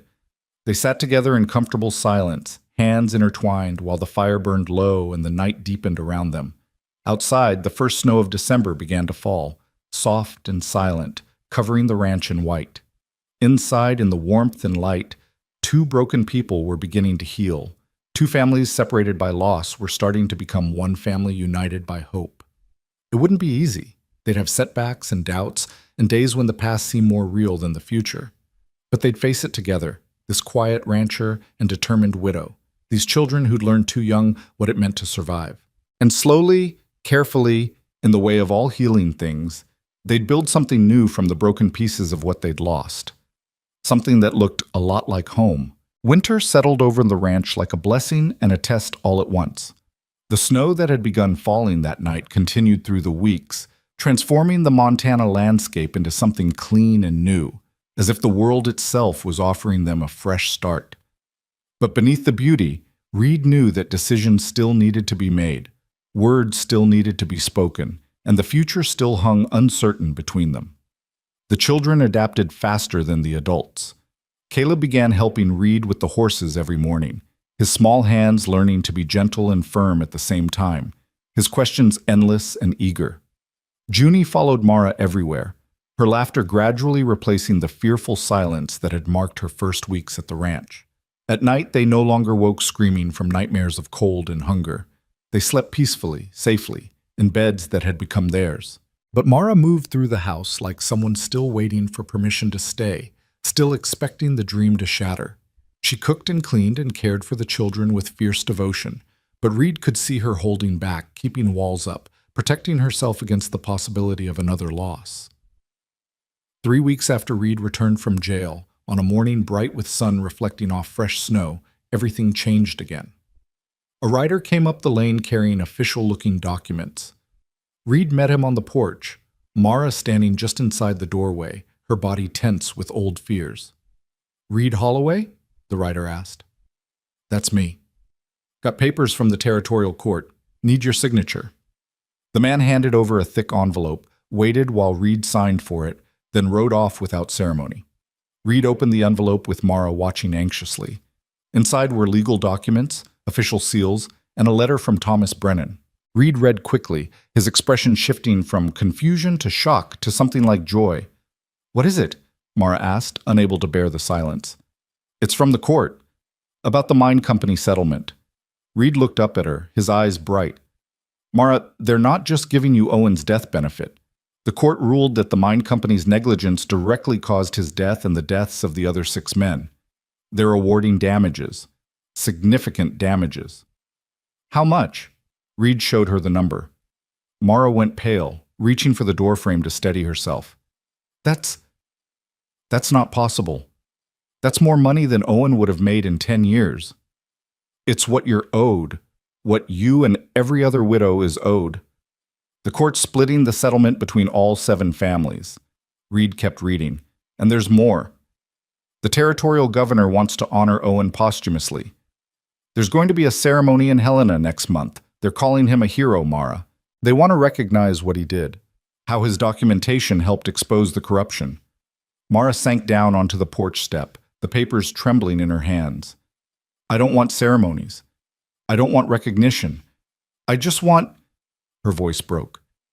"I just wanted people to know he was good, that he wasn't a thief, that he died trying to save lives. Now they will. Everyone will know. But he's still gone. The money doesn't bring him back. The recognition doesn't bring him back." Tears were streaming down her face now. "I'm grateful, Reed. I am. But it doesn't fix the hole in my children's lives. It doesn't give them back their father." Reed sat down beside her, not touching, just being present. "No, nothing can do that. But it gives them security. It gives them a future. It gives them the ability to hold their heads up and be proud of who their father was." I know that. It's just—" Mara wiped her eyes roughly. "It's just that some part of me has been so angry at Owen for dying, for leaving us alone, for choosing to be heroic instead of choosing to stay safe for his family. And now everyone's calling him a hero, and I'm supposed to be proud, but all I feel is angry and guilty and confused. That's okay. You're allowed to feel all those things. Am I? Am I allowed to be furious with my dead husband for getting himself killed? Am I allowed to wish he'd been a coward who ran instead of a hero who died? Yes, you're allowed to feel whatever you feel. There's no right way to grieve. Mara let out a shaking breath. Sometimes I can't even remember his face clearly anymore. I have to look at the photograph to remember exactly what he looked like. And that terrifies me. What if I forget him completely? What if my children forget him? They won't forget. You won't let them. Reed chose his next words carefully. But Mara, remembering Owen doesn't mean you have to stop living. Honoring his memory doesn't mean you have to stay frozen in the moment he died. She looked at him then, really looked at him, and Reed saw something raw and vulnerable in her expression. I'm scared. I'm terrified of being happy again, because what if I lose it? What if I let myself care about you and something happens and I have to go through this all over again? You might. That's the risk of caring about anyone. Reed took her hand, gentle but firm. But Mara, you're already going through it. You're already scared. The question is whether you're going to let that fear keep you from living or whether you're going to choose to live anyway. Before Mara could respond, Caleb appeared in the doorway. Mama, is everything okay? Are we in trouble? Mara quickly wiped her eyes and summoned a smile. No, baby, everything's fine. Actually, everything's wonderful. Come here. She pulled Caleb onto her lap, even though he was really too big for it, and showed him the papers. Remember how we talked about your papa being a hero? About how he tried to save people? Yes. Well, the territorial governor agrees. They're going to have a ceremony to honor your papa and the other men who died, and they're giving us money to help take care of us, to make sure we're okay. Caleb studied the papers with serious eyes. Does this mean we don't have to leave? We can stay here with Mr. Holloway? Mara's eyes flew to Reed's face, saw the hope there, the question. I don't know, Caleb. We haven't... I want to stay, Caleb said firmly. I like it here. I like the horses, and I like Mr. Holloway, and I like having a real house. Can we stay, Mama? Please? Sweetheart, it's complicated. Why? Mr. Holloway said we could stay as long as we wanted, and he likes us, I can tell. So why can't we just stay forever? Out of the mouths of children, Reed thought. Why not indeed? Junie had wandered out now too, drawn by the sound of voices. She climbed into Reed's lap without hesitation, a gesture of trust that still made his throat tight. Are we talking about staying? I want to stay too. This is home now. Mara looked at her children, both of them gazing at her with hope and trust, and then at Reed, who was watching her with patience and something deeper, something that made her heart race with fear and longing all mixed together. Let's talk about this inside, she said finally, where it's warm. They gathered in the kitchen, the children at the table with cups of hot milk, Reed and Mara standing by the stove. Mara took a deep breath, steadying herself. Your papa was the best man I ever knew, she began, speaking to her children but aware of Reed listening. He loved you both more than anything in the world. He died being brave, being the man he always was. Nothing will ever change that, and nothing should. But, Caleb prompted, sensing there was more. But Papa's gone, and we have to figure out how to live without him. How to be happy again without forgetting him. Mara's voice shook slightly. Mr. Holloway has been incredibly kind to us. He's given us a home, kept us safe, fought to clear Papa's name. He's become important to us. To me. Reed reached out and took her hand, giving her strength. What I'm trying to say, Mara continued, is that I think Mr. Holloway is right. I think we could build something new here, something that honors Papa's memory but also looks forward to the future. But I need to know how you two feel about that, about staying here permanently, about Mr. Holloway becoming part of our family. Caleb and Junie looked at each other, having one of those silent conversations that siblings have. Then Caleb spoke. Papa would want us to be safe and happy. I remember him saying that. He said his job was to make sure we were always safe and happy. The boy's voice was steady, wise beyond his years. We're safe here. We're happy here. I think Papa would be glad we found Mr. Holloway. I think Papa sent Mr. Holloway to find us, Junie added with a child's absolute certainty. In the snow that night, Papa was watching and he sent Mr. Holloway to take care of us because he couldn't do it anymore. Mara's eyes filled with tears. Maybe Junie was right. Maybe in some inexplicable way, Owen had led Reed to them that December night. Or maybe it was just chance, just Reed being in the right place at the right time. Either way, the result was the same. "All right," Mara said, squeezing Reed's hand. "All right, we'll stay, if Mr. Holloway still wants us." "I want you," Reed said simply. "All of you. For as long as you'll have me?" The children cheered, jumping up to hug first their mother, then Reed, creating a tangle of arms and joy and relief. Over their heads, Mara and Reed's eyes met, and something passed between them. A promise, a commitment, a beginning. But that night, after the children were in bed, Mara found Reed standing on the porch, staring out at the snow-covered ranch. She wrapped a shawl around her shoulders and joined him in the cold. "Having second thoughts?" she asked softly. "No, just thinking about Sarah, about whether I'm betraying her memory by doing this." "Are you?" Reed was quiet for a long moment. "I don't think so. I think Sarah would understand. She always wanted this place to be full of life and love. She'd be happy to see children running through these rooms again." "Tell me about her," Mara said. "Not just that she died, but who she was, what she loved." So Reed talked, really talked, about Sarah for the first time since her death, about how they'd met at a church social, about her terrible singing voice and her incredible baking, about the way she'd insisted on painting the kitchen yellow because she said it made mornings feel happier. He talked about their dreams for the ranch, for children, for a life together. "She sounds wonderful," Mara said when he finished. "She was. And I loved her, still love her, in a way." Reed turned to face Mara. "But she's gone. And you're here. And what I feel for you isn't the same as what I felt for Sarah, but it's real. It's true." "What do you feel?" Reed took a breath. "I feel like I can breathe again. Like I've been holding my breath for 2 years and suddenly I remembered how. I feel like this house is a home again, instead of a museum. I feel like every morning I wake up is a morning worth waking up for." He reached out and touched her face gently. "I feel like maybe I get a second chance at happiness. At family. At love." Mara turned her face into his palm, a gesture of trust and surrender.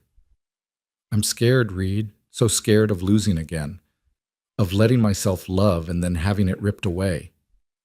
"I know, me too. But I think I want to try anyway."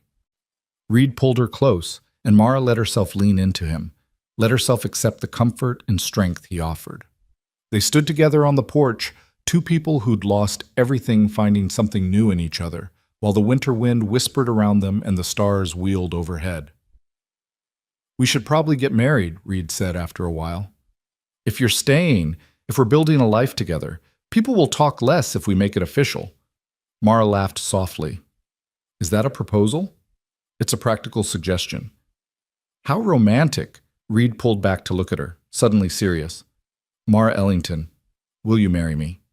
Not because it's practical or proper, but because I want to spend my days working beside you and my nights keeping you warm. Because your children have become my children in my heart. Because when I think about the future now, I can't imagine it without you in it." "Yes," Mara said, her voice breaking. "Yes, I'll marry you." They kissed then, gentle and tentative, like teenagers instead of two people who'd both been married before. It was sweet and careful and full of promise. The wedding took place 6 weeks later, on a cold February day that held the first hints of spring. Thomas Brennan came from Silver City to stand as Reed's witness. Sam Fletcher gave Mara away, and his wife Martha helped her into a simple blue dress that had been Sarah's but fit Mara like it was made for her. The ceremony was held in the church in Clemens Ridge, the same church where Mara had buried Owen's ledger. The town turned out in force, no longer suspicious or judgmental, but genuinely happy to witness this union. The children stood beside their mother, Caleb solemn and proud in a new suit, Junie scattering wildflowers she'd insisted on bringing even though it was winter. When Reed and Mara exchanged their vows, speaking promises of love and loyalty and partnership, there wasn't a dry eye in the church. This wasn't just a marriage, it was a resurrection. Two people who'd been buried by grief digging their way back to life. The reception was held at the ranch, neighbors and friends crowding into the house that had stood empty for so long. There was food and music and laughter, and for the first time in years, the Holloway Ranch felt the way it was meant to feel, alive. Late in the evening, Reed found himself standing with Thomas Brennan by the fireplace, watching Mara dance with Caleb while Junie spun in dizzy circles nearby. "You did good," Brennan said, clearing Owen's name, giving his family a future, finding yourself a family in the process. "Couldn't have done it without you." "Maybe. But you're the one who wouldn't quit. You're the one who looked at a widow and her children eating scraps and decided to do something about it." Brennan raised his glass. "To stubbornness and compassion. May they always go hand in hand."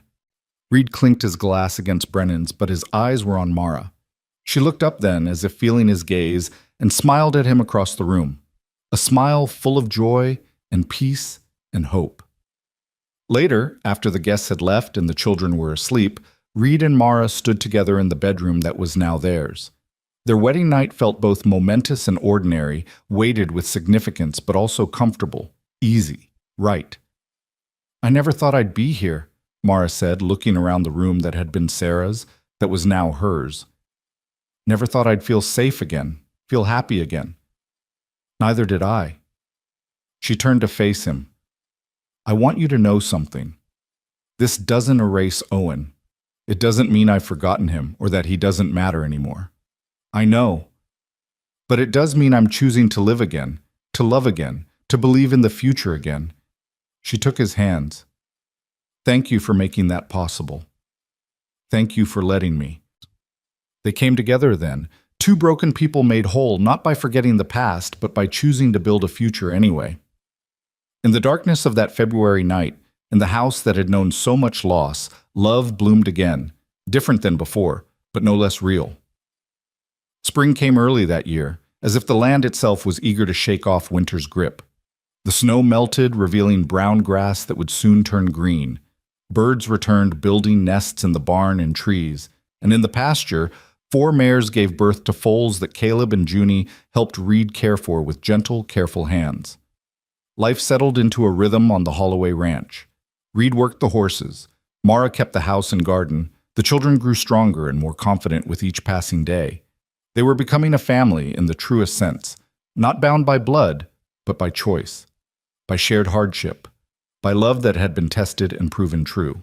One warm April morning, Reed found Mara standing at the kitchen window, her hand resting on her stomach, a secret smile on her face. "You all right?" he asked. "More than all right." She turned to face him, and he saw tears in her eyes, but they were happy tears. "Reed, I'm pregnant." For a moment, Reed couldn't breathe, couldn't think. Sarah had died in childbirth. His son had never drawn breath. The fear of losing another wife, another child, crashed over him like a physical wave. Mara saw it in his face and crossed to him quickly, taking his hands. "I know you're scared. I'm scared too. But Reed, this is a good thing, a blessing, a new life for our new family. What if something happens? What if I lose you the way I lost Sarah? Then you'll survive it, the way you survived losing Sarah, the way I survived losing Owen." She squeezed his hands. "But nothing's going to happen. I'm strong, I'm healthy, and we'll get the best doctor in the territory to be there when the time comes." Reed pulled her close, holding her like she might disappear. "I can't lose you. I can't lose another family." "You won't. I promise." Mara pulled back to look at him. "This baby is a sign, Reed. A sign that life goes on, that joy can come after sorrow, that our family is growing, not ending." She was right. Reed knew she was right, but the fear lingered, a shadow over the joy he should have been feeling.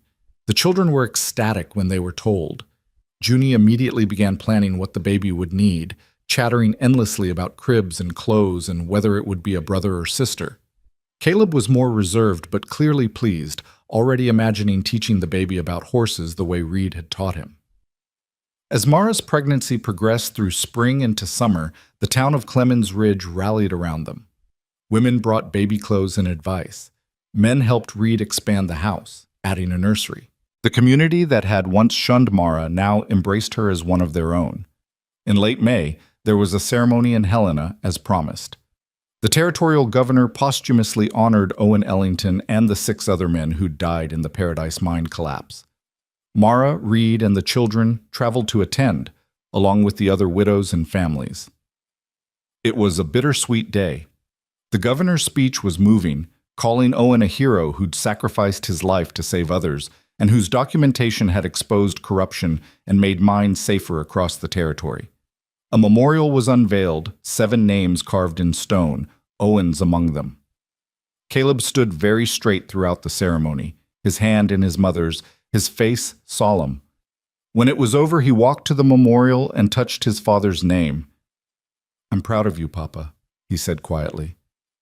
"I'm proud you were brave, and I'm sorry I was angry at you for dying." Mara knelt beside him, tears streaming down her face. "Papa loved you so much, Caleb. He loved all of us, and he'd be so proud of the man you're becoming. Do you think he knows? About Mr. Holloway? About the baby?" "I think he knows, and I think he's happy we found someone to take care of us." That night, in their hotel room in Helena, Reed found Mara standing at the window, looking out at the city lights. "You okay?" he asked. "I was just thinking about Owen, about how proud he would have been today, how vindicated." She turned to face Reed. "And I was thinking about how lucky I am, that I got to love 2 good men in one lifetime, that Owen gave me Caleb and Junie, and you're giving me a new beginning." Reed crossed to her, wrapping his arms around her and the growing swell of their child. "I'm the lucky one. We both are." They stood together in the darkness, and Reed realized that for the first time since Sarah died, he wasn't haunted by loss. He was grateful for what he had, for what they'd built together, for the future stretching out before them. Summer deepened into August, and Mara's time grew near. Reed became increasingly protective, hovering like a worried mother hen, driving Mara to distraction with his constant concern. "I'm fine," she kept telling him. "Women have been having babies since the beginning of time." "Not my women," Reed muttered, checking again to make sure the doctor's bag was packed and ready. Labor began on a hot August night, and this time Reed was determined to be present, to not be shut out the way he'd been with Sarah. The doctor came, along with 2 experienced midwives from town. They sat up in the bedroom while Reed paced outside, listening to Mara's labored breathing and trying not to think about Sarah's screams, about the terrible silence that had followed. The children were with Sam and Martha Fletcher in town, spared the worry and waiting. Reed was alone with his fear, with memories of loss, with prayers he wasn't sure anyone was hearing. Hours passed. The doctor came out once, his face serious. "It's taking longer than we'd like, but she's strong. The baby's in a good position, just needs time." More waiting, more pacing, more fear. Then, as the sun was rising on a new day, Reed heard it, the thin, angry wail of a newborn baby. He froze, afraid to hope, afraid to believe. The door opened. The midwife stood there, smiling. "You have a son, Mr. Holloway, and your wife is fine. Tired, but fine." Reed's legs nearly gave out. He stumbled into the room to find Mara propped up against pillows, exhausted but radiant, holding a tiny bundle wrapped in blankets. She looked up when he entered, and her smile was everything. "Come meet your son," she said. Reed crossed to the bed on shaking legs and looked down at the baby. He was perfect, tiny, red-faced, squalling with healthy lungs. Owen's son. His son. Their son. "He's beautiful," Reed managed. "He's loud," Mara said with a tired laugh. "Takes after his sister that way." The baby quieted as Reed carefully took him, cradling the impossibly small weight. The infant's eyes opened, unfocused and dark, and Reed felt something crack open in his chest, the last wall of grief and fear crumbling away, leaving only love. "What should we name him?" Mara asked. Reed thought about Owen, about Sarah, about all the people they'd loved and lost. "Owen," he said. "Owen Reed Holloway, after his mother's first husband who died a hero, after both his fathers." Mara's eyes filled with tears. "You mean that? You'd name our son after Owen?" "He was a good man who deserves to be remembered, and this way Caleb and Junie's father's name lives on." Reed looked down at the baby. "This way everyone remembers that our family was built on the foundation Owen laid." "Thank you," Mara whispered. "Thank you for understanding that." When Caleb and Junie were brought home later that day and met their new baby brother, they were awed and excited and tender in the way children can be with something precious and fragile. Caleb carefully touched the baby's tiny hand, and when Owen Reed's fingers wrapped around his, the boy smiled. "I'm going to teach him everything," Caleb announced, "about horses and ranching and being brave like our papa was." "Both our papas," Junie corrected, "because now we have two papas, the one in heaven and the one here." Out of the mouths of children again. Reed looked at Mara over their children's heads and saw his own emotion reflected back, gratitude, joy, and the quiet certainty that they'd been given something rare and precious. A second chance, a new family forged from the ashes of old loss. The years that followed were marked by growth and change and the ordinary miracles of family life. The ranch prospered under Reed's careful management. Mara's settlement money was invested wisely, ensuring security for all of them. Caleb grew into a fine young man, skilled with horses and responsible beyond his years. Junie blossomed into a bright, curious girl who could ride like the wind and had her mother's fierce determination. Little Owen Reed, called Reed by everyone to avoid confusion, grew up surrounded by love and siblings and horses, never knowing hunger or cold or fear. More children came in time. A daughter that Reed and Mara named Sarah, honoring Reed's first wife, and then twin boys who kept everyone on their toes. The house that had stood silent and empty for so long rang with laughter and arguments and the chaotic music of a large, happy family. The mine company's corruption scandal continued to reverberate for years. Jack Mercier was convicted and imprisoned. The company itself was dissolved, its assets sold off to pay settlements. New safety regulations were implemented across the territory, saving countless lives. Owen Ellington's ledger was preserved in the territorial archives as a historical document, a testament to one man's courage and commitment to truth. Gerald Morrison lost his restaurant eventually, his business destroyed by his association with the mine company's crimes. But in a turn that surprised everyone, it was Reed and Mara who helped him afterward, offering him work on their ranch.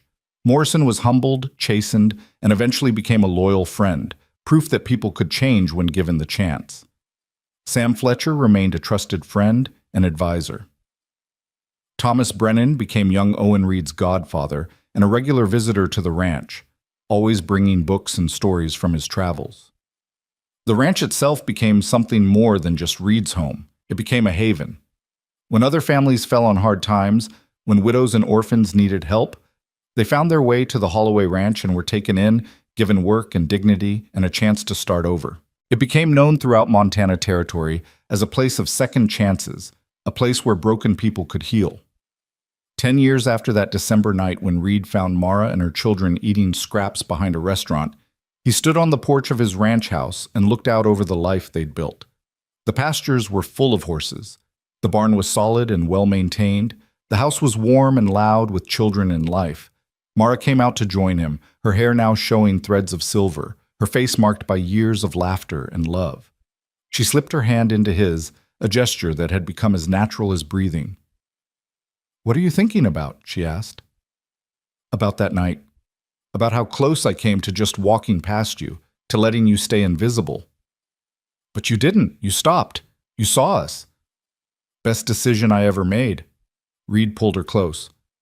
"You saved my life as much as I saved yours. We saved each other." They stood together in the fading light, watching their children play in the yard, all of them, biological and chosen, blood and heart. This was family. This was home. This was what they'd built from nothing, from loss, from the courage to try again. Inside the house, young Owen Reed, now 10 years old and the spitting image of the father he was named for, was asking Caleb questions about the famous grandfather he'd never met. Caleb, now 17 and soon to head off to university on a scholarship funded by the mine settlement, was showing him the photograph of Owen Ellington, telling him stories about a man who'd died a hero. "Our first papa," Owen Reed said, touching the photograph carefully. "Yes," Caleb confirmed. "The man who gave us our name and our pride, who taught us that doing the right thing matters, even when it's hard. And then Mr. Papa Reed, he found you and Mama and Junie? He found us eating garbage in an alley, and he said, 'Pack your things, we're going home.'" Caleb smiled at the memory, "And he brought us here. And everything changed." Owen Reed considered this, his young face serious. "So we're lucky." The luckiest, Caleb agreed. Outside on the porch, Reed and Mara heard this exchange and shared a look. They understand, Mara said softly. They understand that our family is special, that we chose each other. They do, and they'll carry that forward. They'll remember that family isn't just blood. It's choosing to love, choosing to stay, choosing to build something good even when the world's been hard. As the sun set over the Montana landscape, painting the sky in shades of gold and purple, the Holloway family gathered for dinner, all of them around one table. Reed and Mara, Caleb and Junie, young Owen Reed, little Sarah, the twins, and two other children they'd taken in that year when their parents died in a ranch accident. They said grace, thanking God for the food and for each other and for second chances. Then the chaos of a family meal began, passing dishes, telling stories, laughing, arguing, living. This was what Reed had chosen that December night when he stopped in a snow-filled alley, not just to feed 3 hungry people, but to save himself from a slow death of loneliness and grief. Not just to give Mara and her children a home, but to receive the gift of family he'd thought he'd lost forever. They'd survived storms both literal and metaphorical. They'd faced down corruption and cruelty. They'd fought for justice and won, but more importantly, they'd learned to love again after loss, to trust again after betrayal, to hope again after despair. The ranch house that night glowed with lamplight, warm and welcoming in the darkness. Inside, a family ate and laughed and loved. A family built not from blood alone, but from courage, compassion, and the simple act of one man who wouldn't look away from suffering. Years later, when Reed was old and gray and surrounded by grandchildren, he would tell them the story about a winter night in Montana Territory, about a widow and her children eating scraps, about a choice to stop, to see, to help. "Pack your things. We're going home," he'd told Mara that night, not knowing he was talking about himself as much as her, not knowing that in saving her family, he was saving himself. And they'd gone home together, and they'd built a life that honored the past while embracing the future. And they'd proven that even after the darkest winter, spring could come again. That love could bloom in the most unexpected places. That family was something you built, not something you were born into. That sometimes the greatest courage was simply choosing to live again, to love again, to believe again. The Holloway Ranch stood as a testament to all of this, a place of warmth in a cold world, a haven for the broken, a home where second chances became new beginnings. And it all started with a cowboy who looked at a desperate widow and said the words that would change 5 lives forever. "Pack your things, we're going home." And they did. And they were.